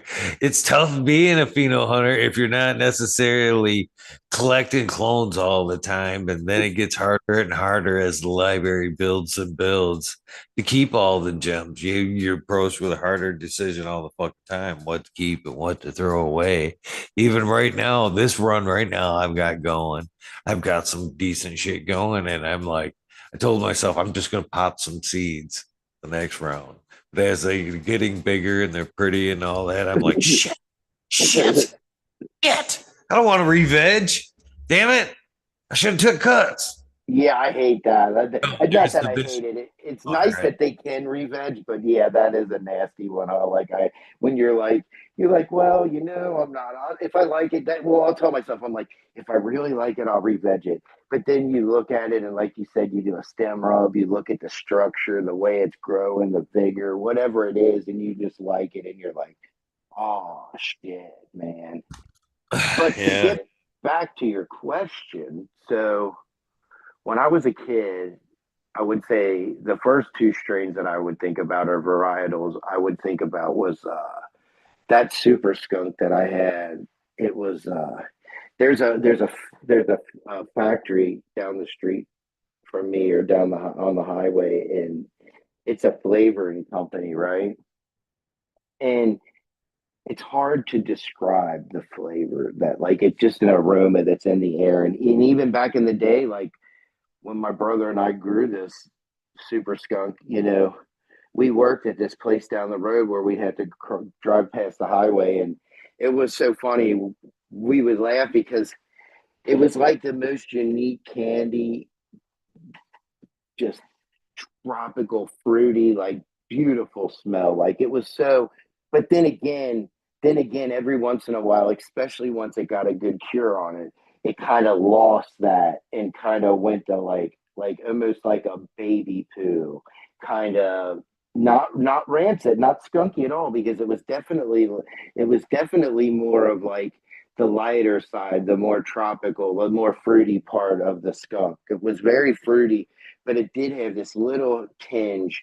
But man, the high on that was just unbelievable, and it just tasted like it was something to behold. Like everybody that around me that was growing other stuff, and even the people growing super skunk, they all wanted to trade. They were all like, "Hey, man, I'll trade you some of this," which would lead me to the next stuff, which is this stuff called lemon indica, and that's all we ever known it by. And I grew it quite a few times, and I kept a clone of it for a while, and it was literally like it was the most majestic. And this is what's so funny when you talk about potency in modern day marijuana and cannabis. And I don't really mean to say marijuana, but it's funny because when they say that and they're like the marijuana and the potency, it's like, man, this lemon indica, and I did, like I said, I grew it multiple times indoors, outdoors, and the first couple times outdoors. And it was like, it was basically, if you didn't touch it, it was a single stalk plant that would grow about waist to chest high, single, pretty much single cola, freaking dark green, thick leaves. And it basically smelled like lemon pledge, straight lemon pledge, like lemon cleaner, like so lemony, so cleaner. And when you hit it, it literally tasted like you were fucking smoking a bowl, or like we used to call it like top hats. Like we'd put ice hash or like some hash on top of a bowl. Or like if you put a bowl and put some keef on it, it literally tasted like hash. Like when you had it in your mouth and then you kind of exhaled, and it was kind of like a lemon head sandalwood kind of like explosion in it was unbelievable. Like I swear, if I had that in the Super Skunk, man, I'd make a fortune today because it was just so unique. But the thing about Darwin Eagle was that it was crazy potent. We used to mess around for fun, like me and my friends and my brother, and we would freaking dare each other like to roll a doobie and smoke a doobie and watch a horror movie in the dark. And I don't think you could do it, man.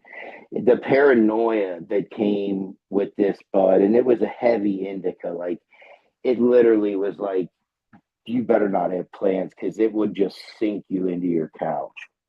And it's really like and when you were talking about the gene pool and shit, and it's like nowadays, and I've always been like in a hunt for that perfect, like what they would call like, like lingo sativa resin, or like, like a narrow leaf equatorial haze or something that's like gonna fucking light you like a like electric socket, you know what I mean? Like just nothing but I've yet to this day found anything that really like. There was one time I purchased some bud from some dude that again it was like what it was like buying shit on the street back in the day when it was illegal. I gave this dude some money, and I gave him money for a half bag, and he was like, "Yeah, I'll get it." And a week or two went by, and he just couldn't find anything, and he wasn't trying to rip me off or anything. I mean, he seemed pretty honest. It was nice that he hooked me up, and he called me, and what was this, a couple weeks later, and he's like, look, I found something. And he's like, I don't have much of it. He's like, it's super expensive, and I'm not ripping you off, but if you want it, he's like, I'll give it to you for $60 for an eighth. And I'm like, dude, I don't have anything, of course. And like I said, I've always been of the mind of like, the higher the quality, the more I'm in. I'd rather have a gram of the best shit than 10 grams of crappy shit. Like, that's just how I am. And when he's saying how good it was, I'm like, all right. And to this day, I think it, and this was a long time ago too, but I think it was like some really good grown Cali mist. But that stuff actually did like it lit you up. Like, well, the crazy thing is I went 2 weeks without having weed. So anybody that's a smoker knows what that's like, and you're not sleeping and you're not eating great. At that point, it's kind of passed on, and I'm getting this shit at like 7 o'clock at night. And at the time, I'm thinking like, I've got a boner. I'm like, I can't wait. I'm going home and getting high with the weed nerd, because I'm thinking I'm going to watch some Subcool or something and get stoned and enjoy it, man. And I did enjoy it, but like after the first drag, I was like, I'm not going to bed for 2 days. Like it literally, like just, it was amazing. I was the opposite end of the spectrum of what that couch lock stuff was. But that lemon indica was the opposite. Like it would drive you in the couch. But getting back to the point is, I don't see as an old smoker, like I don't see a lot of variation in everything in general. Like the shit that knocks you out on the couch lock, or the opposite, like where it's going to give you some energy and some creativity. I always search that out. I mean, I search out all ends of the spectrum. I love the couch lock, but I also love the thought provoking creativity, energetic kind of shit too. But getting back to the stuff that I've grown, like your original question, like yeah, that lemon indica, man, that stuff would make you so paranoid. Like it was such good weed. Like I loved it. Like I love getting stoned out of my mind, and it did a good job. And then the Apollo 13, that one that I found was it was real. Like the one that I found early on, that really rancid, skunky, freaking. It smelled almost. Sometimes it would almost smell like bo. Like you would sometimes get that scent of like with the it almost like tennis ball kind of odor. You know what I mean? And then sometimes it almost be like it would almost sometimes smell like real like astringent, like almost like fingernail polish and shit. It made the most beautiful hash. I really like that. And I've always been interested in other cannabinoids. So I think Herkel was my first foray into a CBD strain with a decent amount of CBD. And I never got it tested because, living in a red state, that's kind of hard. But like, I knew it was CBD, and I'm not sure the terpenes, they were very unique as well. But like, for me, it definitely like it would bring you down. Like if I smoked it, like that Apollo 13, that was one of the cool things, man. It really didn't have a ceiling. If you smoked a joint and then another joint and another joint, you just kept getting higher. It didn't have a ceiling really on the high. Uh, but if you rolled up some Herkel and smoke that, man, it would almost make you feel like it would bring you down a notch. And it never really, like if you just smoke that on it. I mean, like you were saying, I would smoke it just because I think I would sleep better.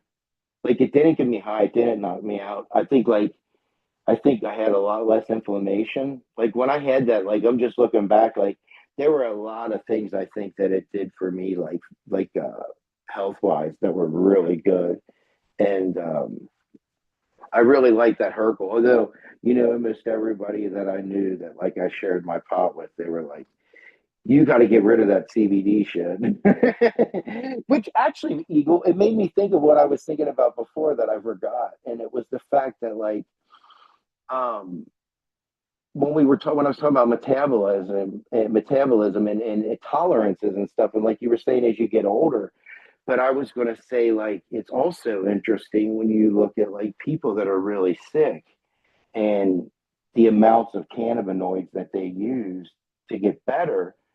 And they don't necessarily get as high as somebody that doesn't use it that much and takes that one hit and gets super freaking high.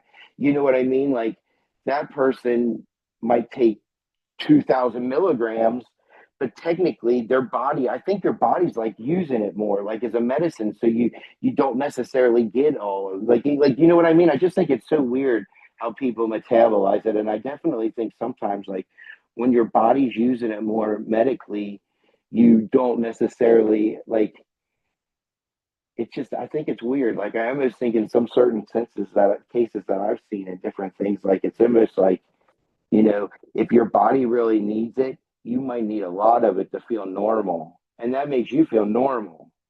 Whereas someone else, if they tried to take that same amount of cannabinoids, it would kill a little horse. You know what I mean? Like if some of the people in my family like took different amount, you know what I mean? Like if they take a little bit, they're fine. But if they take a high dose, it just really like I think they get higher with their small doses than I do with my like.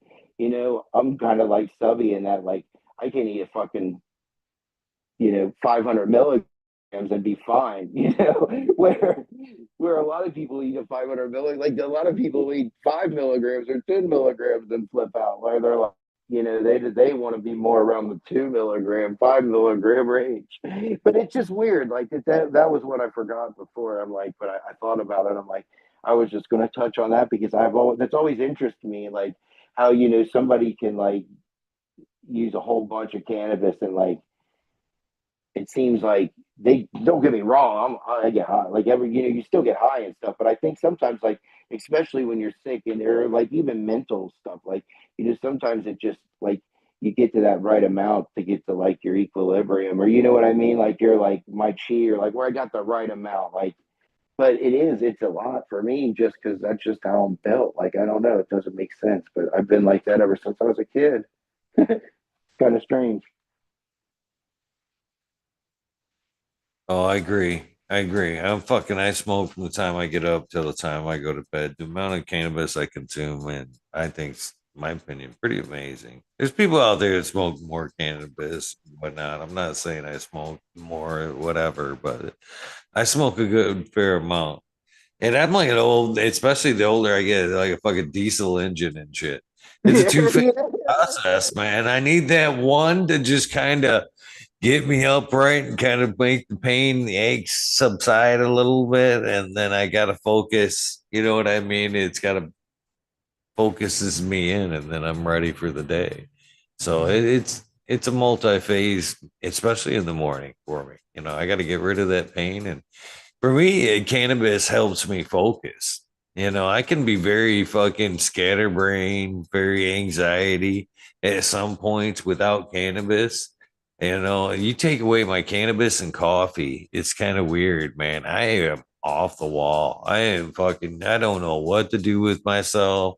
But I went through cannabis, I'm able to, slow down and focus. You mentioned like in athletics and games and shit. I remember the purpose of like when I played video games all the time, especially like golf or racing. Fuck, man, you'd smoke that joint and then you'd get in there and you would be Yeah, locked calm, to what calm you and were. focused. Yeah. So I believe cannabis aids in a lot of ways. But I still watch a lot of cannabis documentaries. And I was watching this cop the other day. Would you want your doctor to be smoking weed? Would you want your fucking pilot to be smoking weed? That's what it takes for his mind to calm down and fucking focus on the flight or keep away the aches and pains in his back, yeah, let that motherfucker smoke a joint, especially with the doctor.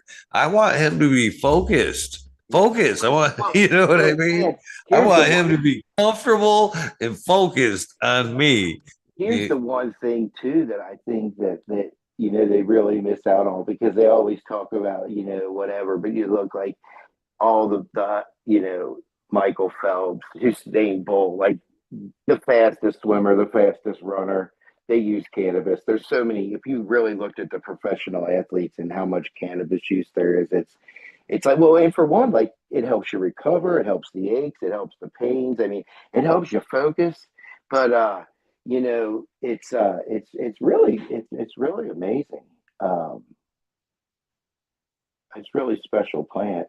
I do think it's interesting too, though, if you think of it, like when you were talking doctors and pilots and shit, right? If you go back in history, I mean, a lot of the really smart people use cannabis. It really opens up your mind, creativity, and not just cannabis, but like, and I mean, I'm definitely for like a different model or a different approach on the way we deal with like drugs, in general.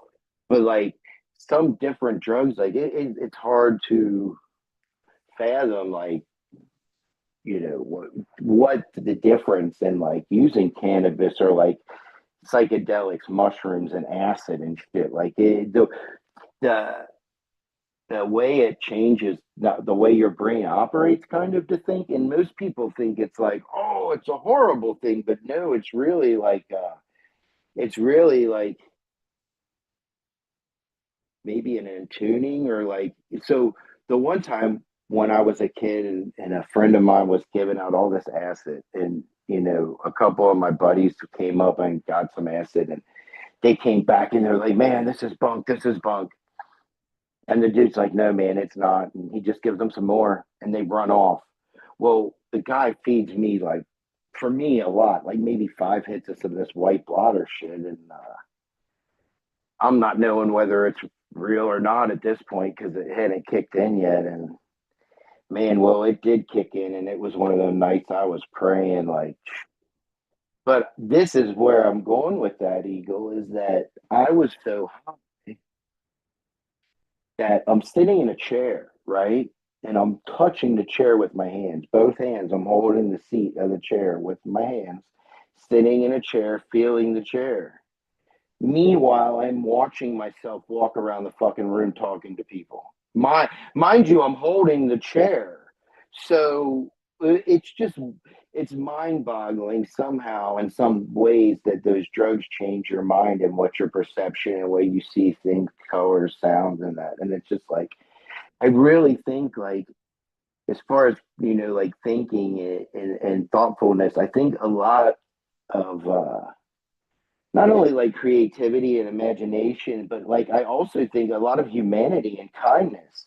Like, you really don't see a lot of people that really use cannabis or that use psychedelics, like, especially in a medical way, that they're usually the most peaceful, nonviolent people around. You know, bar none. Like, it's not like you would think, like, oh, their brains are fried, and brain cells are evaporating, and like they make it seem like it's going to cause psychosis and all this shit. And I really think it almost, like, which made me talk about this was your point, like, right, like, I'd rather my doctor be open-minded and know what cannabis is and understand all drugs and all things, opposed to being short-sighted and think like only a certain way because that's how they were taught. I kind of like the idea of the open-mindedness, and I really think cannabis plays into, like, creativity, and especially like musicians and like artists and writers. It's like, you really look back at history, and even, like I said, like with athletes, it's like cannabis is pretty prevalent. You know what I mean? And people don't really, I mean, like, the mainstream doesn't really either talk about it, or they just like try to ignore it, or, like I said even before, the way they treated it by locking people up, or, you know, I mean, at one point in time, like, it was not a good thing to be a cannabis smoker in the country. It wasn't cool.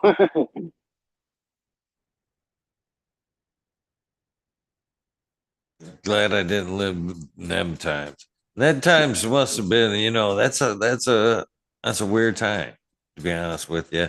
Because if you Oh think yeah. it's been here forever in different phases, as you mentioned, thousands and thousands of years.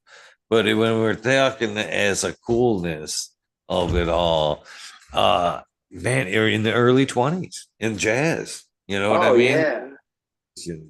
Used it. It was already viewed as, somewhat of a cool thing to do. And Even back, a creative outlet, and like you said, it just makes you feel good. uh, I don't think it was ever like that Reefer Madness. I don't know how many times I've watched that damn Reefer Madness and thought, where can I get that shit? I mean, Yeah. just one Yeah. time, just one time I want to smoke that and just be like, holy wow, what the fuck was that? Oh, that was Reefer Madness. That was too much. Because Yeah, I, that. yeah, I don't Yeah. think Don't my don't threaten me with a good time. yeah, that's funny stuff. I mean, and getting back to that, because I kind of brain farted, I'm kind of all over the place. But now, the one last varietal that got away that I will talk about for you, will talk with you tonight, is I got this stuff. Actually, Dynasty Genetics gave me the pack I wanted, like on one of his lives or whatever. And I didn't even know what I had won. I just won, and it was this stuff. It was blue Magoo cookies, and I got some pictures on my Instagram. And man, oh man, dude, that was a banger. That was a great, great cross of two really nice plants. The one, especially the one that I'll tell you what, I popped like a dozen seeds or whatever, and I probably had a handful of keepers. They were pretty similar, but there was one that was really like really heavy cookies leaning, and it was really like basically just golf balls with big old leaves with big old pastel freaking stems that are 50 miles long, and it was just covered in resin. It smelled like blueberry muffins. It tasted like blueberries, and it stoned the shit out of you. Like it got you high as can be. And I lost it, and I guess it was like a one-off, like he discontinued it or whatever the case was. But that was another one that got away. But if I could have those four strains out of all the stuff I've ever grown, but there's tons of them. Like I said, I love. I've grown lots and different kinds. I like. There's been many of other mention. Like other ones that I would mention for sure. Like I've popped lots of different beans in different companies. And what about you? What are your favorites? Oh man. Headbands, one of my all-time favorites. I had some good headband not so long ago. I enjoy good white rhino. Let's see here. From TGA, it'd probably be Cheesequake, Crazy Train for sure. Back some of Oh, the I had old. a. My bad. I didn't mean to cut you off, but when you said that, I actually had a jelly bean that was really one of the really tall, stretchy ones that literally just smelled like tangerine. Like it almost tasted. It almost smelled like not tangerine. It was kind of like a tangerine, but it was more like one of them orange creamsicles. My bad. I didn't mean to cut you off, but you made me think of that. I'm like that jelly bean was really special too. That was a nice plant. Oh no, this is more about you. I'm kind of glad you cut me off. But yeah, dude, I definitely love I love trying different things. I like trying and the cool thing is actually, man, I made some seeds like I was saying before, when Sub had the fire, and I had like I had a pack of these DNA genetics. It was sour sun. I think it was called sour sunset, and it was like a cross between like sour diesel and sunset sorbet or whatever it is. And man, it just like like because this is the thing. It's almost like growing a pack of seeds, like the suspense and the wonder of what's going to be, um, is almost the same like with breeding. Because like you look at a male growing, and like the couple times I did, I was working with females that I knew and I understood. Like I knew what their traits were, I knew what they smelled like, I knew how they grew, their patterns, what they liked. And this plant just has a certain stem rub, and I like the way the structure looked and whatnot, but you don't really know what's going to pass on until you grow it out. And if you've grown something out, you kind of have a baseline of like what the mom was like, so you could really tell like what the dad was contributing. And this dad was like made everything kind of purple, and made everything really like kind of like that. It's almost like a weird all fruit. Like it's almost like a cherry, but it's almost like a strawberry. It's just really fruity is probably the best way to describe it. And it mixed well, and I mixed that with the Hercule and the couple different cuts of Apollo and a couple other things. But yeah, dude. So I'm excited because I have all I have quite a few seeds of that shit. So I'm guessing I'm probably like because I that was one of the things Subcool always said because I would ask him like what's the chances you're going to find a representation out of one of the parents or both, and he said you're pretty likely that you're going to find something similar to both sides, but depending on how what the traits and how they combine. Um, but yeah, man, I've grown a few of them out, and they all of them were really, really pretty good. But uh, kind of like a Apollo kind of like leaning, but it mixes really good. So you get a lot of like the Apollo I had was real lime green and stuff. So this really would turn it more like a red or a purple, which was pretty cool.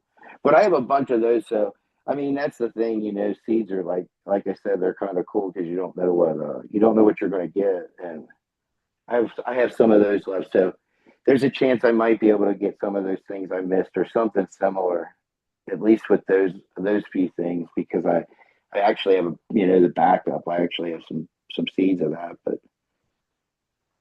50-50 on that, to be honest with you. You know, I'm on the fence that like when a strain's bred out, you should fucking know. God damn it. You should know what you get. oh, I pick, 100%. Oh, you it's know, so and sad. I don't want to have to think, oh shit, I didn't get anything close to the breeder's cut or what made the necessary representation of that strain. I struck out. That should be, when you're releasing something like that. And I love the pheno hunt. Don't get me wrong. That's why I'm on both sides of this fence because I love the pheno hunt. But when I go one, I really want something. When I really fucking want something, and I put out the serious dollars in that, I want exactly that cut. You know what I What you're want? looking for, I right? want Yeah. it. They should all be beautiful. There shouldn't necessarily be one tall, one short. I got a dud over in the corner, which I love the Yeah. runts. You Well, know what I well, mean? and not only that, Eagle, but I know I can tell you this for a fact. If you're buying a bunch of different seeds and trying a bunch of different gear, like you'll know as good as I know is that like you drop a buck a bill, buck 50, $200 on a pack of seeds, and you're expecting something. But the worst part is when the freaking thing just nanners out like crazy, and it's like, man, you're going to have a whole bunch of seeds in your garden now. You're basically going to chop this thing, and very rarely. I mean, in the past, I have. So there was this one, and I'm not going to say the name of the plant because I don't want to cast shade on anybody on the breeder or whatever. But like, let's just say it was like an OG cross, you know what I mean? And it definitely had some of that lineage of like. Usually, I think if you get some cookies or you get something with sour in it or you get something with Kim, a lot of these times, or you get something like some OG. Like a lot of the times, not necessarily if you got the clone only, but like when people breed with it, it tends to throw a lot of nanners. And I think that's because if the stories are real, I mean, a lot of those plants were accidents, happy accidents, like where they had plants in a room and a plant threw nanners and knocked up another plant. And they're not even really sure of the lineage, but what came was a bunch of seeds or five seeds or what you know what I mean. Each story is different, but like the gist of it, a lot of those I believe were bred that way, and it's like that right there is going to put, I would think, in my opinion, that it's going to do a little something with that in the genetics as far as, I mean, honestly, we could talk about that. That's a crazy trait in the plant that in, in nature, that a cannabis plant, if it feels threatened or it feels like something's going on, a female cannabis plant, it will throw some male, it'll be female pollen from her, and you'll literally get one or two seeds. It's amazing. It's happened once or twice actually. That one of those outdoor gardens I was talking about earlier, I had a white widow that did that, and we found two seeds in it. And my uncle gave me one of them, and I found the other one, and we popped them, and they were both female, and they were both very, very similar to the mother.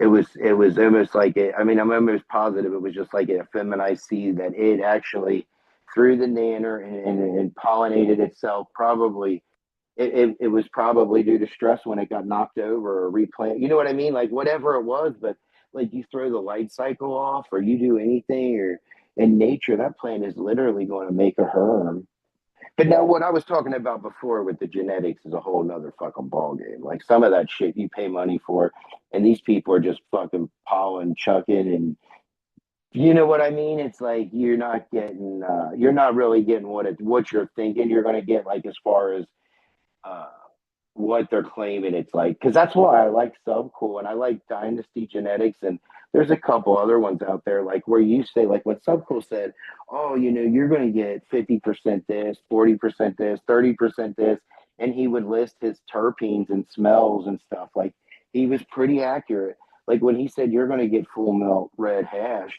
you got full melt red hash. Like maybe not every one of them, but a good percentage of them, you got that. And it's like, that's what I like when I buy seeds. I want someone to be like, hey, the mom was a blueberry and the dad was, whatever. And, you're going to get a lemon, blueberry, and a mixture of both. And you're going to get some mom and dad and tell what the parents were. Like you said, grow it out, know what the plants are, know like what the blueberry mom looks like, how she likes to veg, how big she gets, how much bigger. You know what I mean? Like all those little things that I really think's lost. That I don't think there's not very many breeders out there that are really doing the work and doing that shit. They're more along just like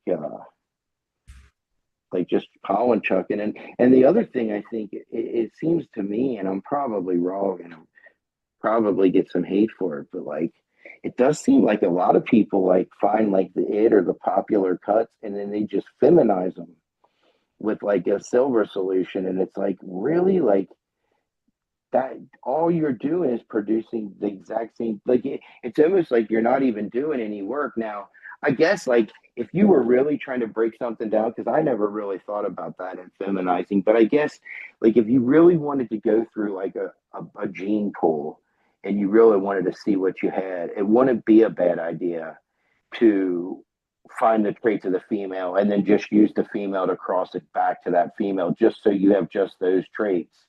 And you could get more to like something, and then you could cross that out with something. But like I've always thought of like the feminized thing, and the other thing is the auto thing.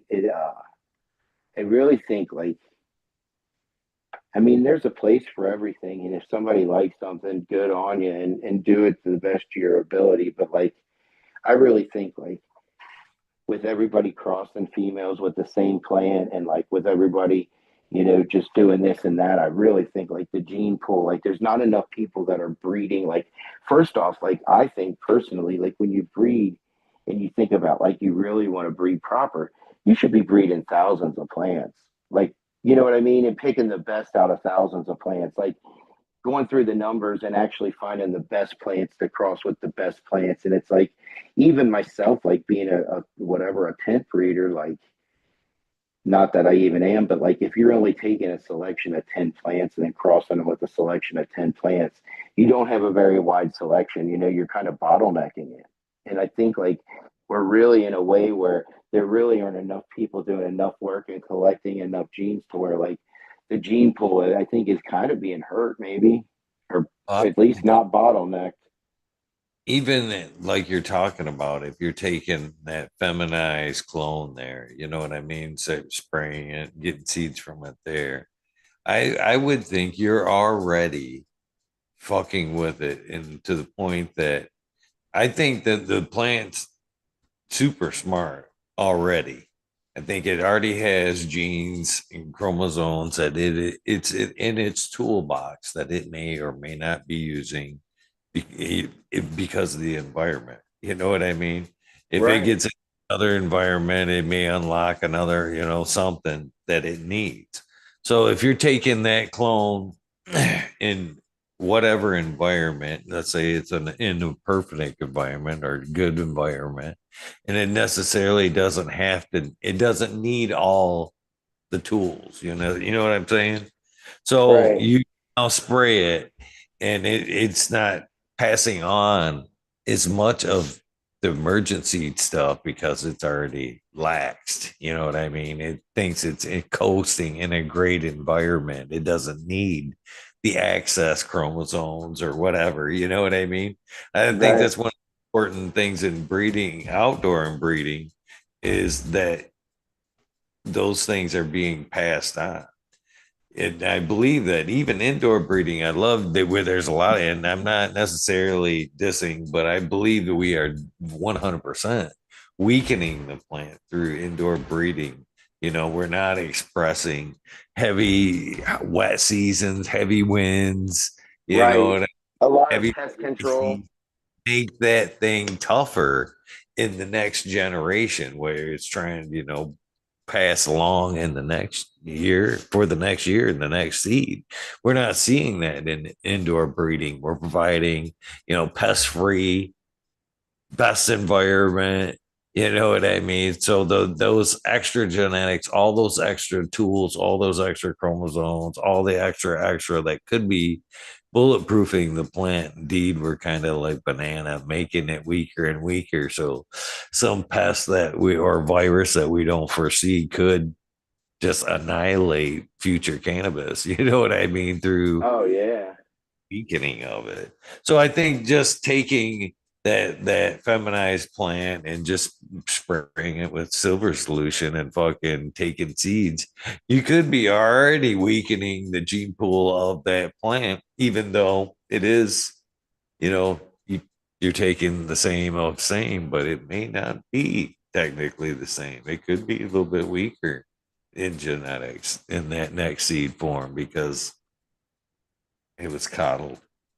And you, you you think too, we're at a disadvantage a lot, I think, with genetics in general, just because of the prohibition and people like going away from the stinky stuff or going away from like the long flowering types because it was going to be indoor. They wanted the 50-week, 60, I mean, 50-day, 60-day stuff, 56-day stuff. Like they wanted fast flowering plants that didn't smell that much because of the situation where that kind of screwed the gene pool a little bit. We lost probably the roadkill skunk.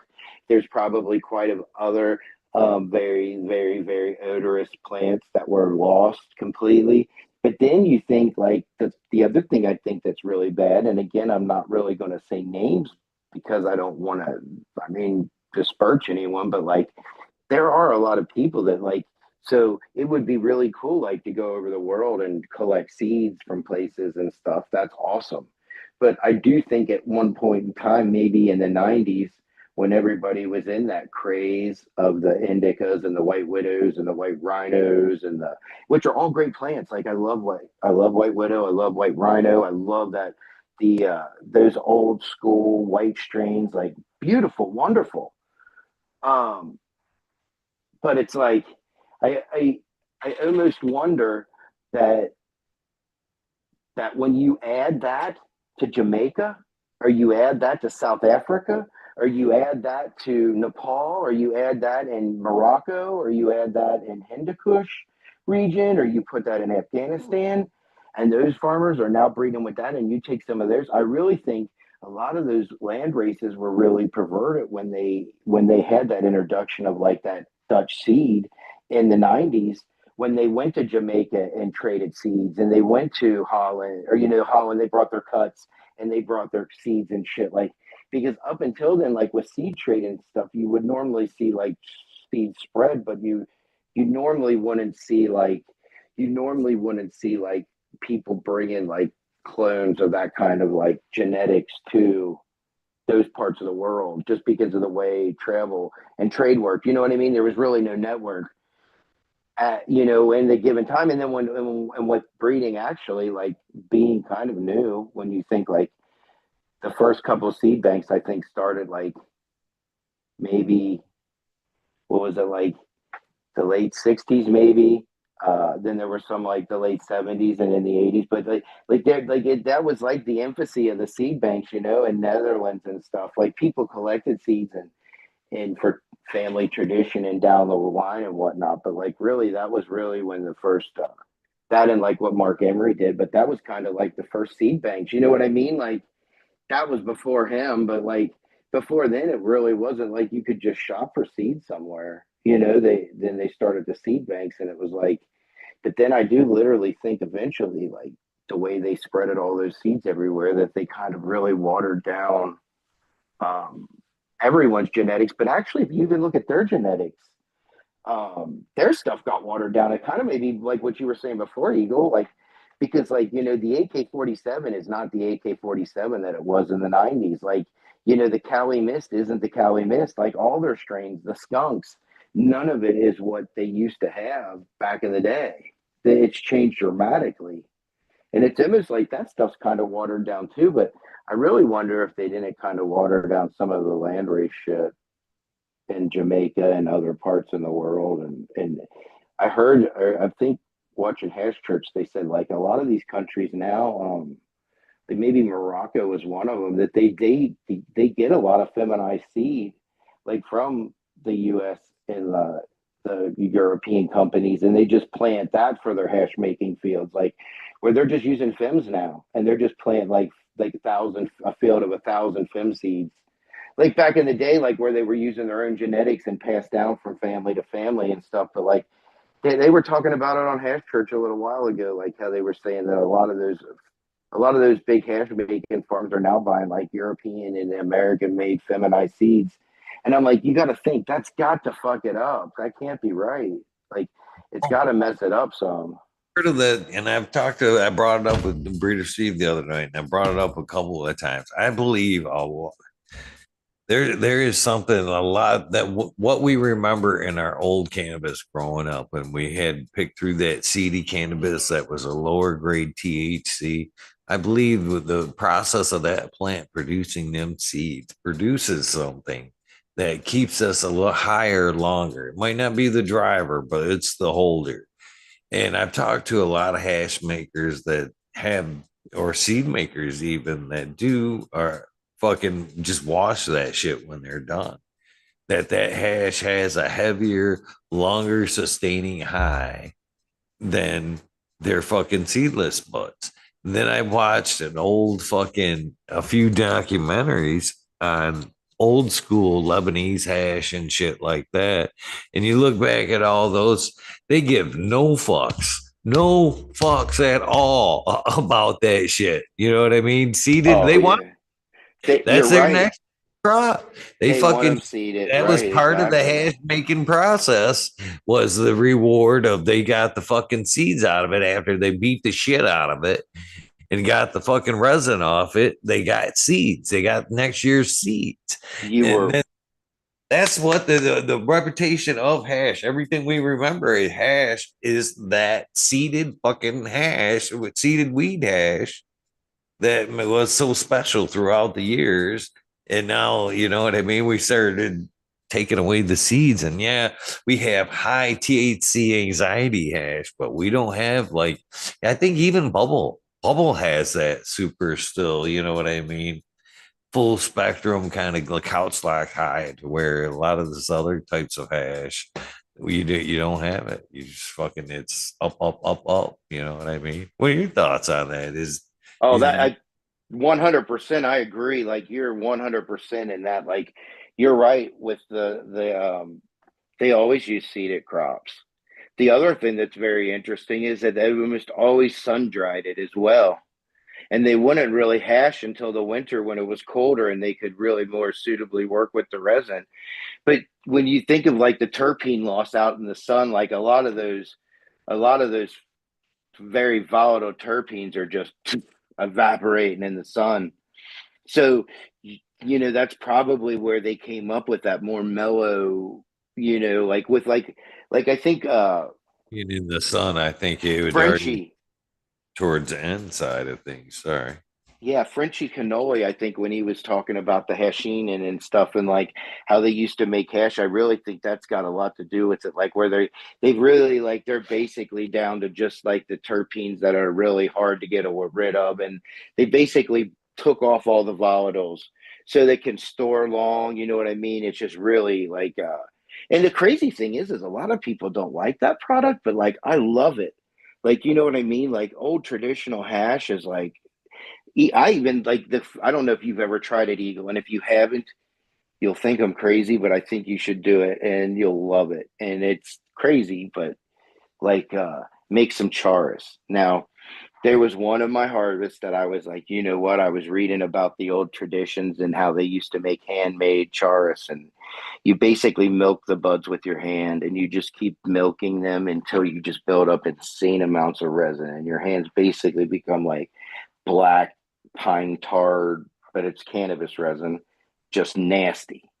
And you take that stuff off, man, and it's almost like scissor hash from some good trim, like when you're trimming up a bunch. But it's even better, and it's kind of like spiritual because it's on your hands. It's almost like when you were talking about like when you were talking about the joy of making water hash and shit, and it's like it's such a sensual experience because you're stirring that water in the ice and you can smell the terpene loss in the air. You can see the water turning purple or turning gold, and you can stir it, and it's just such a fun experience for me. And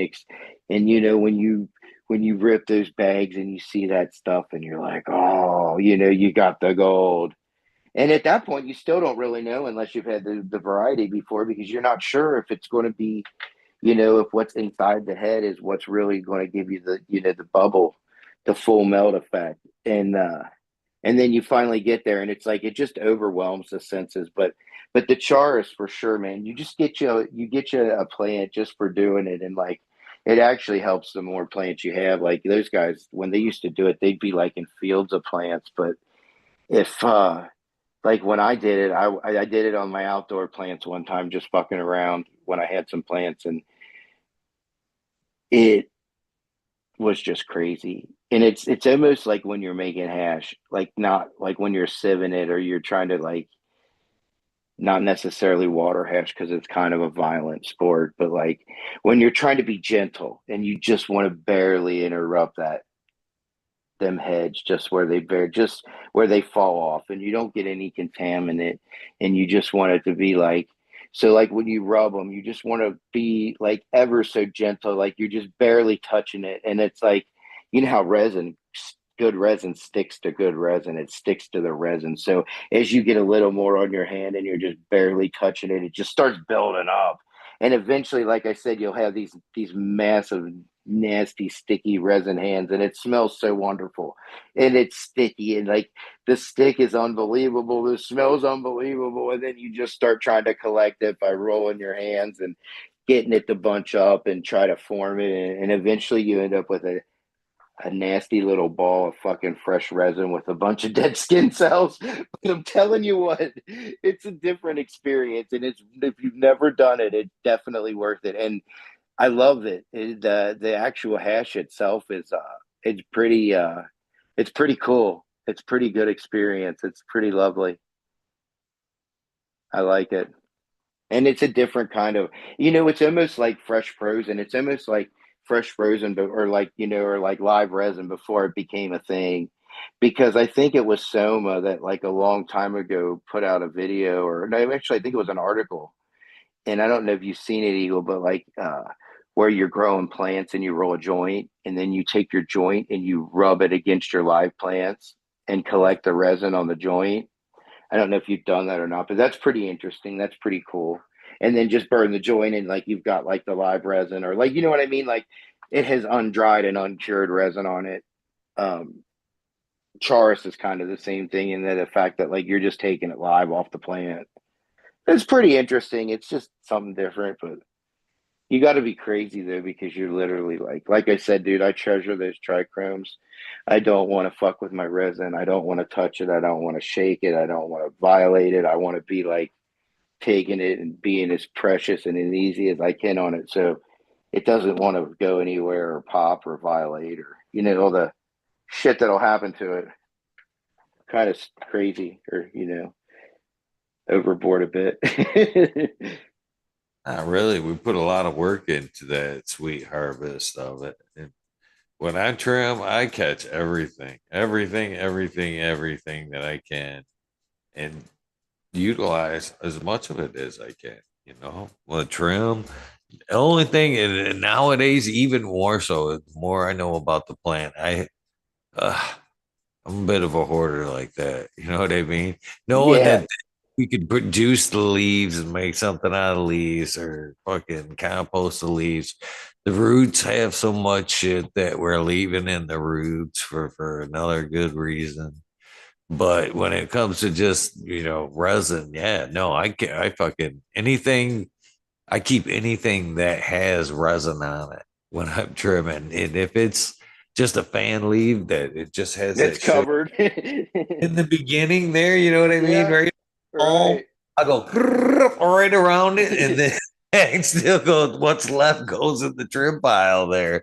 Like, nope, nope, nope. I'm keeping that. Keep I do yeah. the same thing. What do you like to do with your your good trim, like your top tier trim, like the stuff that you trim that has some resin on it? Do you prefer to make edibles or being resourceful? Do you like to make tinctures or do you like to make like a I think salve or some coconut oil or 100% hash. 100%. If it's that good, if I've got a strain that's that fucking good, it goes off to its side so I can keep, as much of that as possible.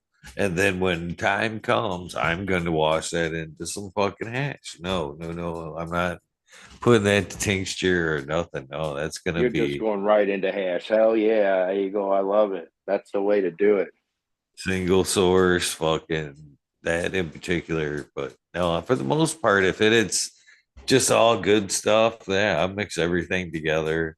I try to put everything in the freezer. I used to be real fucking anal about everything going straight to the freezer. And then through the legal process and just real of life. Hearing horror stories of people here in Michigan and getting busted and them getting into their freezers and weighing up wet, stored fucking Oh, material. really? Yeah. And Damn, that, that's a nightmare story. yeah, yeah. So once I got a hold of that, I was like, I still love my hash. But then I heard, it was fucking Farmer John was talking about making hash at one point, and he said he laid it right out there. He's like, when it comes to my fucking excess material, I let it sit out for a day or two, and let the water weight evaporate. If I ever get busted, I'm gonna have the same amount of material, but it's gonna weigh two-thirds less.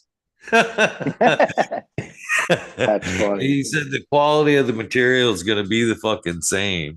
It's just going to weigh a little bit less. So, yeah, I And fucking that's true. after that I started letting it sit out for at least a day, all spread out, and then I'd bag it up, put it in the fucking freezer, just so it weighed a lot less. I'm not necessarily needed all that water weight in there, and it didn't affect the hash at all. Well, So and that's another question, another good question that I'll ask you. Um, and then, well, first I'll tell you my thoughts. I don't think you can really beat properly grown, dried, and cured bud. So that being said, I'm a fan of my hash to be dried and cured fully before I freeze it or before I'm going to work with it. You know what I mean? For the material. And I actually like to use paper bags, like unmarked paper bags. Like that'll be like I usually hang dry plants in biggest sections as possible so it takes as long to dry and leave as much material on there all the material that really has resin and let it slow dry, as long as it can. And then once I get to the point like before the stems are snapping, but like right when I get to a point like where I like it, I'll go ahead and start curing it in paper bags. And depending on how big the harvest, depends on how big the paper bag and how many I use. But I usually use like unmarked grocery bags, like the old school paper bags, and I usually let it cure in that for a few weeks, maybe until it's right to the right to like where I like it, and then I'll jar it up. That's typically how I would do it. And I like all my shit. Like if I'm going to make dry sift or I'm going to make anything, I'm usually going to dry that way longer than that and get it real dry just to make it easier for the heads. And then if I was going to make water hash, I would like to get it in there like right once it's like cured to the best it's going to get, and I can't really cure it anymore, and it's ready. Then I'm just probably going to freeze it.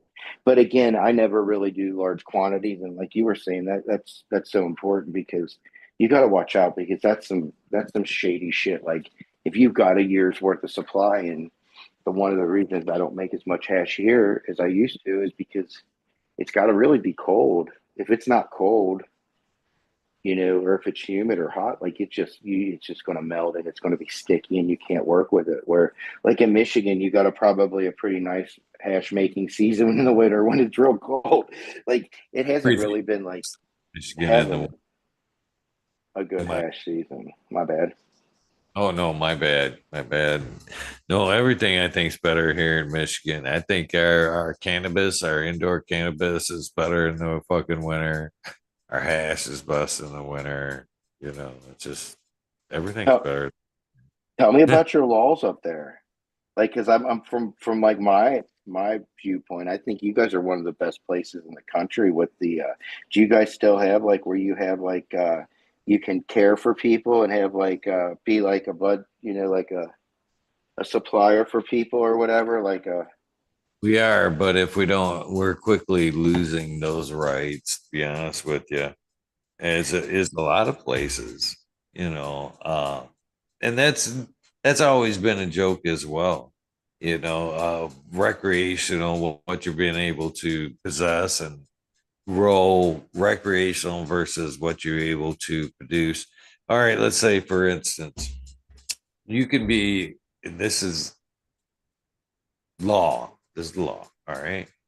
If you're in Michigan and you're a caregiver, you can have 5 patients, 12 plants per patient plus yourself. So you're allotted 72 plants. Okay. But you're only be able to have 2.5 ounces. Oh my God, are you kidding me? Yeah.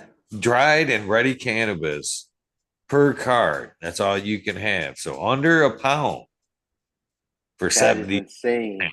Okay. Now, as a recreational grower, let's party. Let's not call it medicine.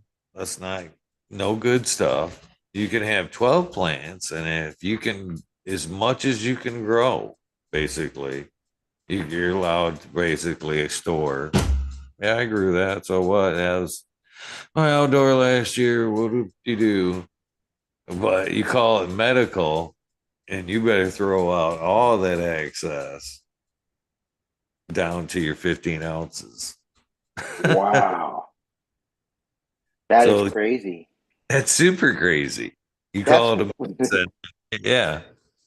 And not only that, that was part of the problem anyway, was there's two different testings here in Michigan. You got a medical cannabis and market. Still, there's a medical and recreational side of things. If you call it medical cannabis, the testing's way more stringent and harder to get your cannabis out to market than if you call it recreational. If you call it recreational, there's way less testing, easier to get you can remediate the shit. You can be moldy as fuck. You can remediate it, put it right back through, or you turn it into edibles or extracts. Nobody gives a shit. They fucking that market's a cowboy. But again, you call it medicine, and then they're gonna put this fucking screws to you as soon as you call it medicine. So Wow. it's a joke, and that's not just here. That's what usually happens, state per state, as the legal market pushes forward. So And how many? Oh, I'm sorry, Eagle. oh no, as that's just a typical. As big money comes in, they just push out the caregivers, the people that really had the heart that build the whole fucking network. The people looking out, growing good quality. Yeah, Now, how yep. many plants can you grow rack? 12. Okay. But there's no limit on like your weight and shit, or is there a weight limit on your weight there too? They may have tightened it up some, but in the beginning, there, no. I You, mean, literally, if you could produce 50 pounds out there, they didn't really give shit as long as you weren't trying to sell it.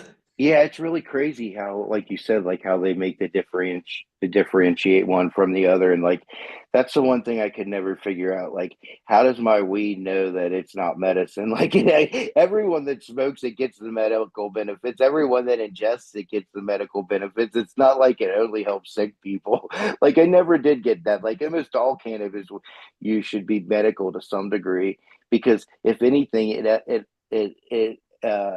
elevates your mind. It makes you happy. It can make you thoughtful. It can make you creative. It can make, you know what I mean? There's just so much to it. It's like, just because I don't have a doctor telling me to take it or there's not a need, when I smoke it, I get the same effects as everybody else. Like, well, not technically because all of our metabolites and the way when we metabolize stuff is a wee bit different, but at the base root of it, it's like, oh, I think all cannabis use is medical to some degree, or everyone gets the benefits, the medical benefits that it possesses.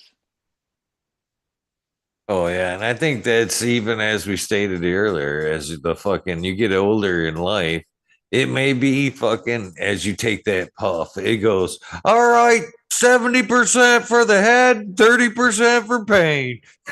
Right. You know what I mean? It changes the number as we get older, whatever. So I think there's a lot of things to be factored in into our use of cannabis. Yeah. I know I love it. I know I've always liked growing it. I've always liked finding it. I always like trying to find the best I can find. I always like popping seeds. There's something to be had when you order a pack of seeds and you don't know what you're going to get. And like you said, you've got the expectations of the mom, the dad. They've got the recommendations of how they say you should grow it and what they think it's going to turn out to be. But each seed has like its own genetic potential, and it's like your job to bring out the best in the genes, and at the same time, like you're trying to find your favorite, and everybody's different. So like my favorite might not be your favorite, but it might not be his favorite or her favorite or somebody else's favorite. But it's so crazy because everybody looks at it through the lens of what they like, but it is so crazy that there's so many different plants, so many types of plants, so many different highs, so many different smells that you cross two plants together and you get a combination of them both, but not you get traits from both. You don't necessarily, you know what I mean? You don't necessarily create new anything. You're kind of more just reshuffling like what's there. That's like where, like, if you're breeding and you have a purpose and you want to like get to somewhere, it's kind of cool for the people that do that, where they're like, hey, I want to make this plant a little more resinous or a little taller, or I want to cut down the flowering time, or I'd really like to put this with that and try to set out something and make something unique. What do you like? What are you growing right now, Eagle? What are you favoring right now? I've got a little bit of everything going right now. To be honest with you, I don't have a complete list of exactly what's in the garden. Um, because I popped a lot of seeds and I passed out a bunch of shit to be grown kind of guerrilla style this year. Oh Um, yeah. so I popped a lot of fem seeds back in the spring, and then I kept like one of each flavor to keep here. So I've got one of each of a bunch of different strains. I got some CSI Humboldt in there. I've got some Red Dragon Brothers, two different strains of CSI. I've got some stuff my buddy TCDR brought out, and I've got some stuff from Hardy Gear from Alex Hardy, his Tapuka Thunder or Tapuka Thunder, and I've got some 88 NL Hayes time games warden from Justin's Med gave me. Not sure who bred that out. I've got some of Smiley's Garden, Smiley's Angels, uh Mimosa times fuck. Sorry, Smiley, I always forget. Crippy, Mimosa times Crippy from Smiley. I've got some cream cheese. Oh, damn it. Some stuff from Blue Blood Genetics. You got me on the spot. I wish if I Oh, uh, you're cool, dude. I stuff don't from want to Blue make Blood it. Genetics in there. I'm It trying to sounds like like I'm you got like a lot of hearing good shit. headlights. Yeah, thinking right now what's in there, but there's a lot of really good stuff indoors, and then outdoors. I've got Golden Goat. Oh, hell I've yeah. out there. I've got pre 98 Bubble Kush out there. I've got Word Cola from Lime Rising Farms, Nick Risden. And I have got some African black out there and some Vietnamese black. I got was gifted from Pizza Pirate and some old gym socks are is outside. Oh, I Uh saw that one you had that Vietnamese black you took a picture next to the other day? that was the African black that I took. Oh, okay. Yeah, that was beautiful, dude. That looks like a great outdoor plant. That looks like it'll do you good. They're all pretty well about doing well. And I just outpotted from 10s to 25s. Those are in Oh, 30s. That picture right there is in a 30 gal with it's basically just a ring, 30-gallon ring. So it's just it can go into the ground. And hell yeah, dude. the They are 10th, like that's the one I saw the last, but like I remember seeing don't do you have some like along a shed or along a garage or something? Those is that your yeah, spot? Like those looked real good too, dude. I'm jealous. I love that outdoor shit, man. That's the best. I outpotted those over the weekend into some bigger pots. And I thought to myself, it was funny. I was like, I didn't want to go out and buy bigger pots. And I got thinking today, I like the whole total stoner, like bong maker, if you will, I guess. I'm like, what could I use for pots that would be cheap? And I started thinking about totes. And I'm like, I don't necessarily want to go into a toad. The pot that 10 don't fit in there, right? Da-da-da. And then it hit me. I was like, oh, those old beer totes. Those beer fucking old, you know what I Oh mean? yeah, yeah. Those, I fucking ran up to Home Depot. I'm like, you guys got some of the fucking, they just got them in. And so I went, I snatched a bunch of those up and I potted everything most everything that was ready to be into those. And I got thinking as I was looking at them, I'm like, for the fucking price that I paid for that pot, which was like $10 for that 25-gallon fucking drum there. I was like, if I need be, that plant starts to outgrow it, I'll cut that fucking pot and just dig a hole and No drag that shit. Right plant and in. go right into the ground. Hell Yeah, yeah. just drop it right into a fucking hole if need be. But yeah, I'm trying to yeah, I'm Well, trying to that's find good kind of use. I think the uh the outdoor, the outdoor vibe. It's kind of like, you always want a bigger pot. You always need to fucking put on some new shoes. It's like the sky's the limit on how big it's going to get. But it's almost like when we were talking about pheno hunting and seed popping, the thing with that is not only the work it takes to keeping the shit around when you find it, but like you just need so much space. You know what I mean? Like 10 seeds, which is nothing, like especially when you're trying to pheno hunt, but like 10 seeds turns out to like they all eventually grow. You know what I mean? When they're teenagers, then seeds become thin, like pretty big plants, and then they go on and on and on, and they keep growing, and it's like really to keep trying shit and keep popping a bunch of seeds and trying to keep it and find the best shit. It's like you just need so much space. It's not funny. It's almost like outdoor. You just need, you know what I mean? You just want your bigger pot. You want that fucking I remember that was one of the things I remember Sub always saying, don't let it hit the rails of the pot. Like put it in a bigger pot before the roots are anywhere near being root bound. And he was real big on that. Making sure you just keep putting it in a bigger pot so it never knows like it's not it that it knows it's in a pot. You know what I mean? Like it's never going to hit the wall. I And agree. outdoors, that definitely helps, man, to get them big monsters. You need to have a lot of pot. You need to have a big pot, a lot of soil, a lot of good inputs. I think it's for stability too. You know, when I cut trees for a living at one point when I was young. And I learned that basically the tree was damn near, if the tree was healthy, it was a mirror of what it was above. The What it, roots, oh yeah, yeah, the roots were as wide as the canopy of the tree. You know what I mean? They went out right. as Oh far as the, yeah, the fucking tree. And that taproot went down damn near as far deep as they could possibly go. I mean, in perfect world, it'd been as tall as the tree to keep it. exactly. You're So right. I think the plants do that as well, even if they're in a pot. Last year, my first real good experience with trying to grow outdoors. I didn't get them girls. I took my girls from indoors to outdoors in 3 gallon pots for a week or two. Then I up potted them into tens, and then I left them in the tens.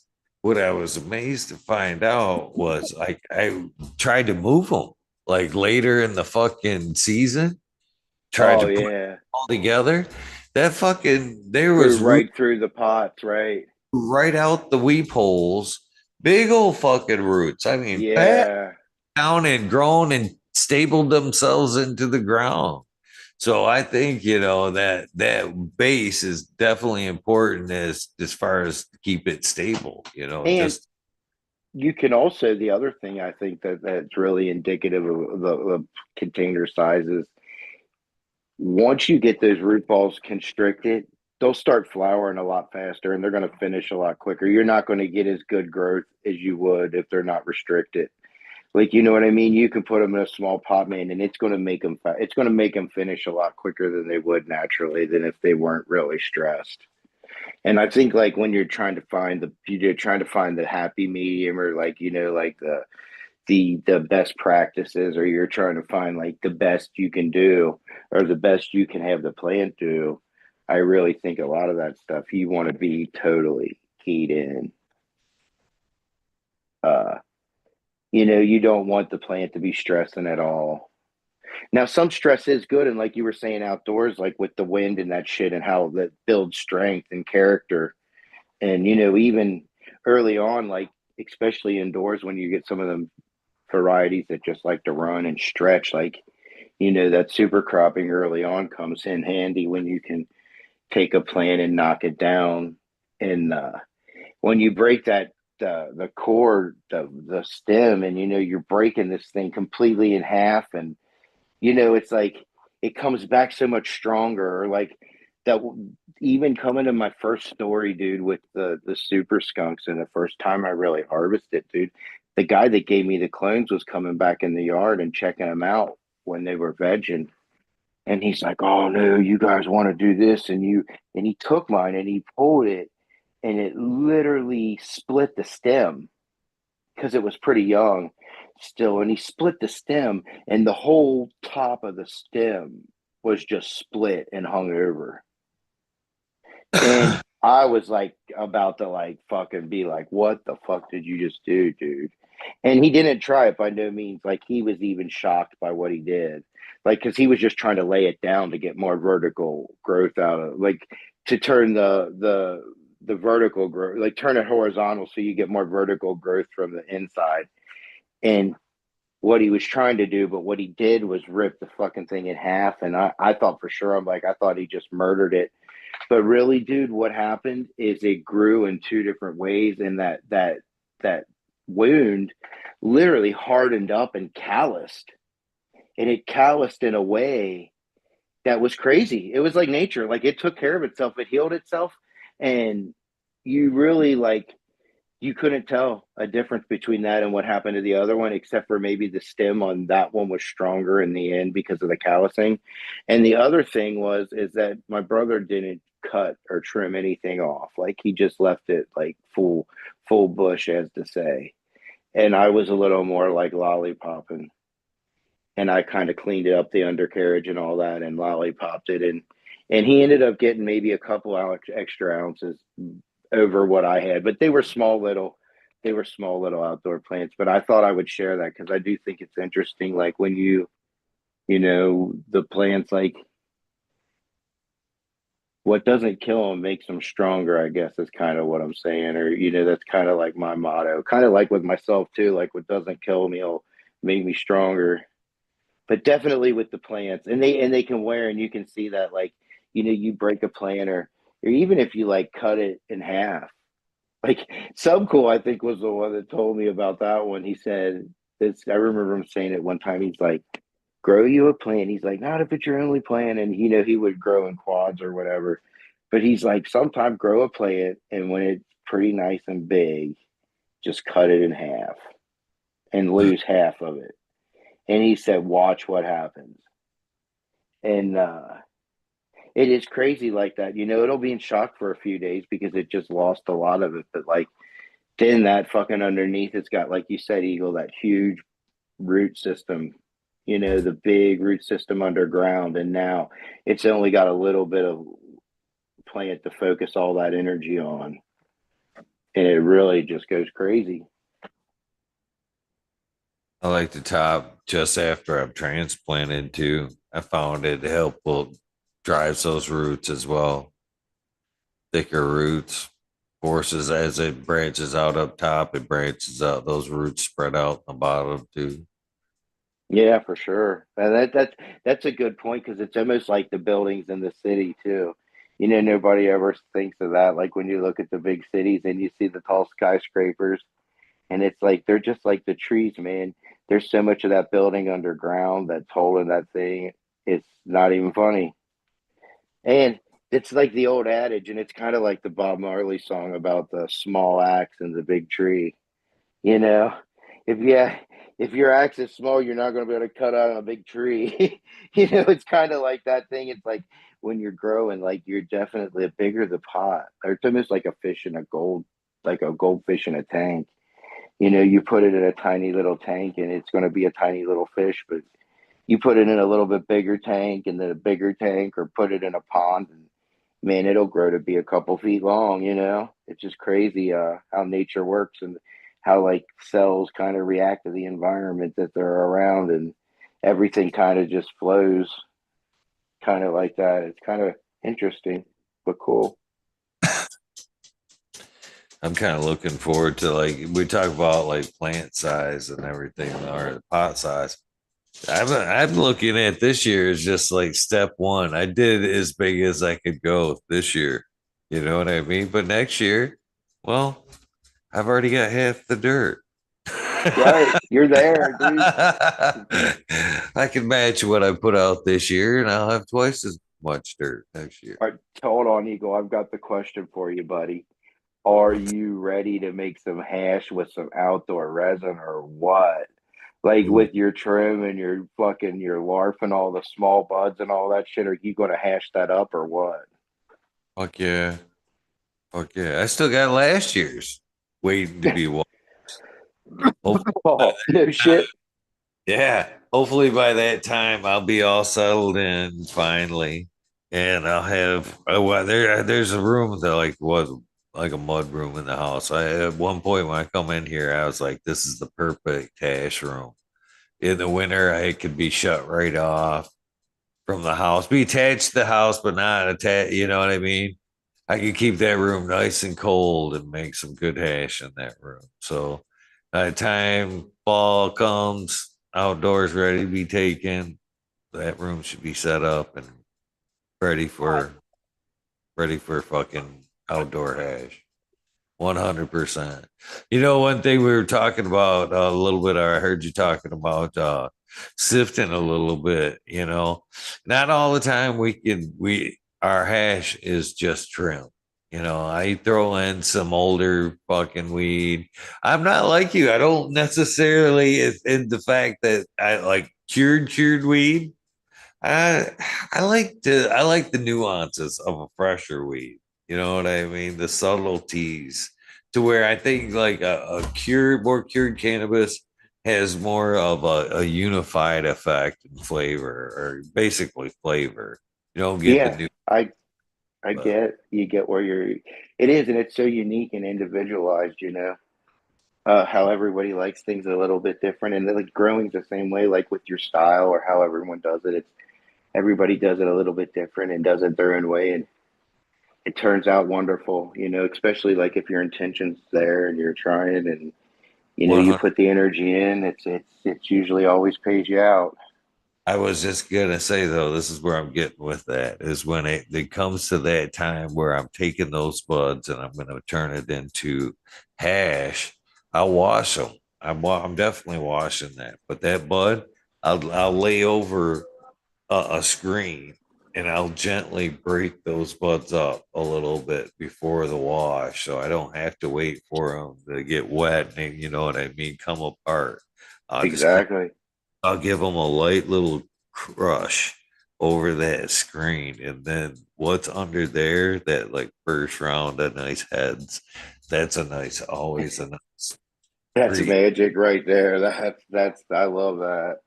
Yeah, Um, I think I have to run, Eagle, but this has been great, and I'd love to do it again sometime, or come on like one of the nights where you're having a panel, or like a weed nerd night or something.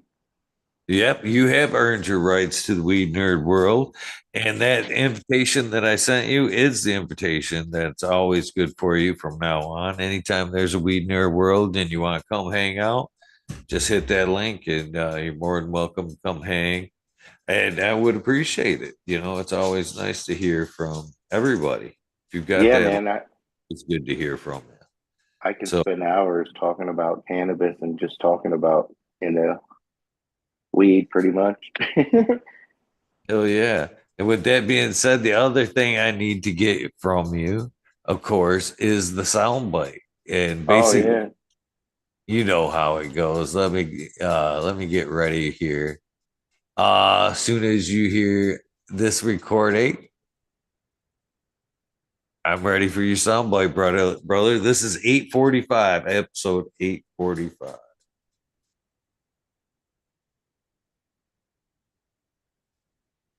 You know what to do here, Crazy Head. Basically, what I'm looking yeah. for. When I hear it, I got it. Am I supposed to go now?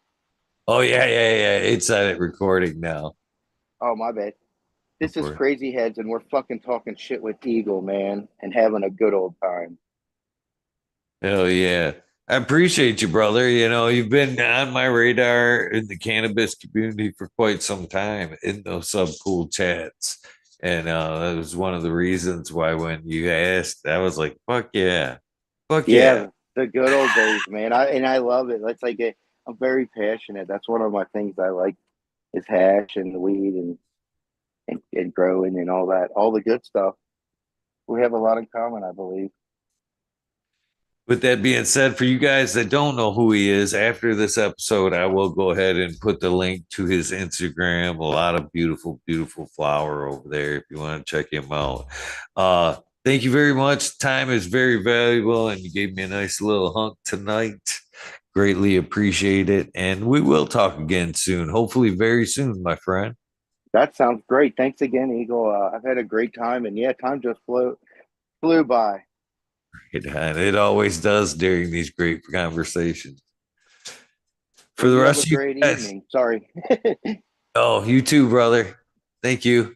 For the rest of you guys, thank you guys very much for your time as well. It's always great to see you guys in chat. And most important thing, don't forget to do something nice for somebody. Random acts of kindness do save lives. And with that being said,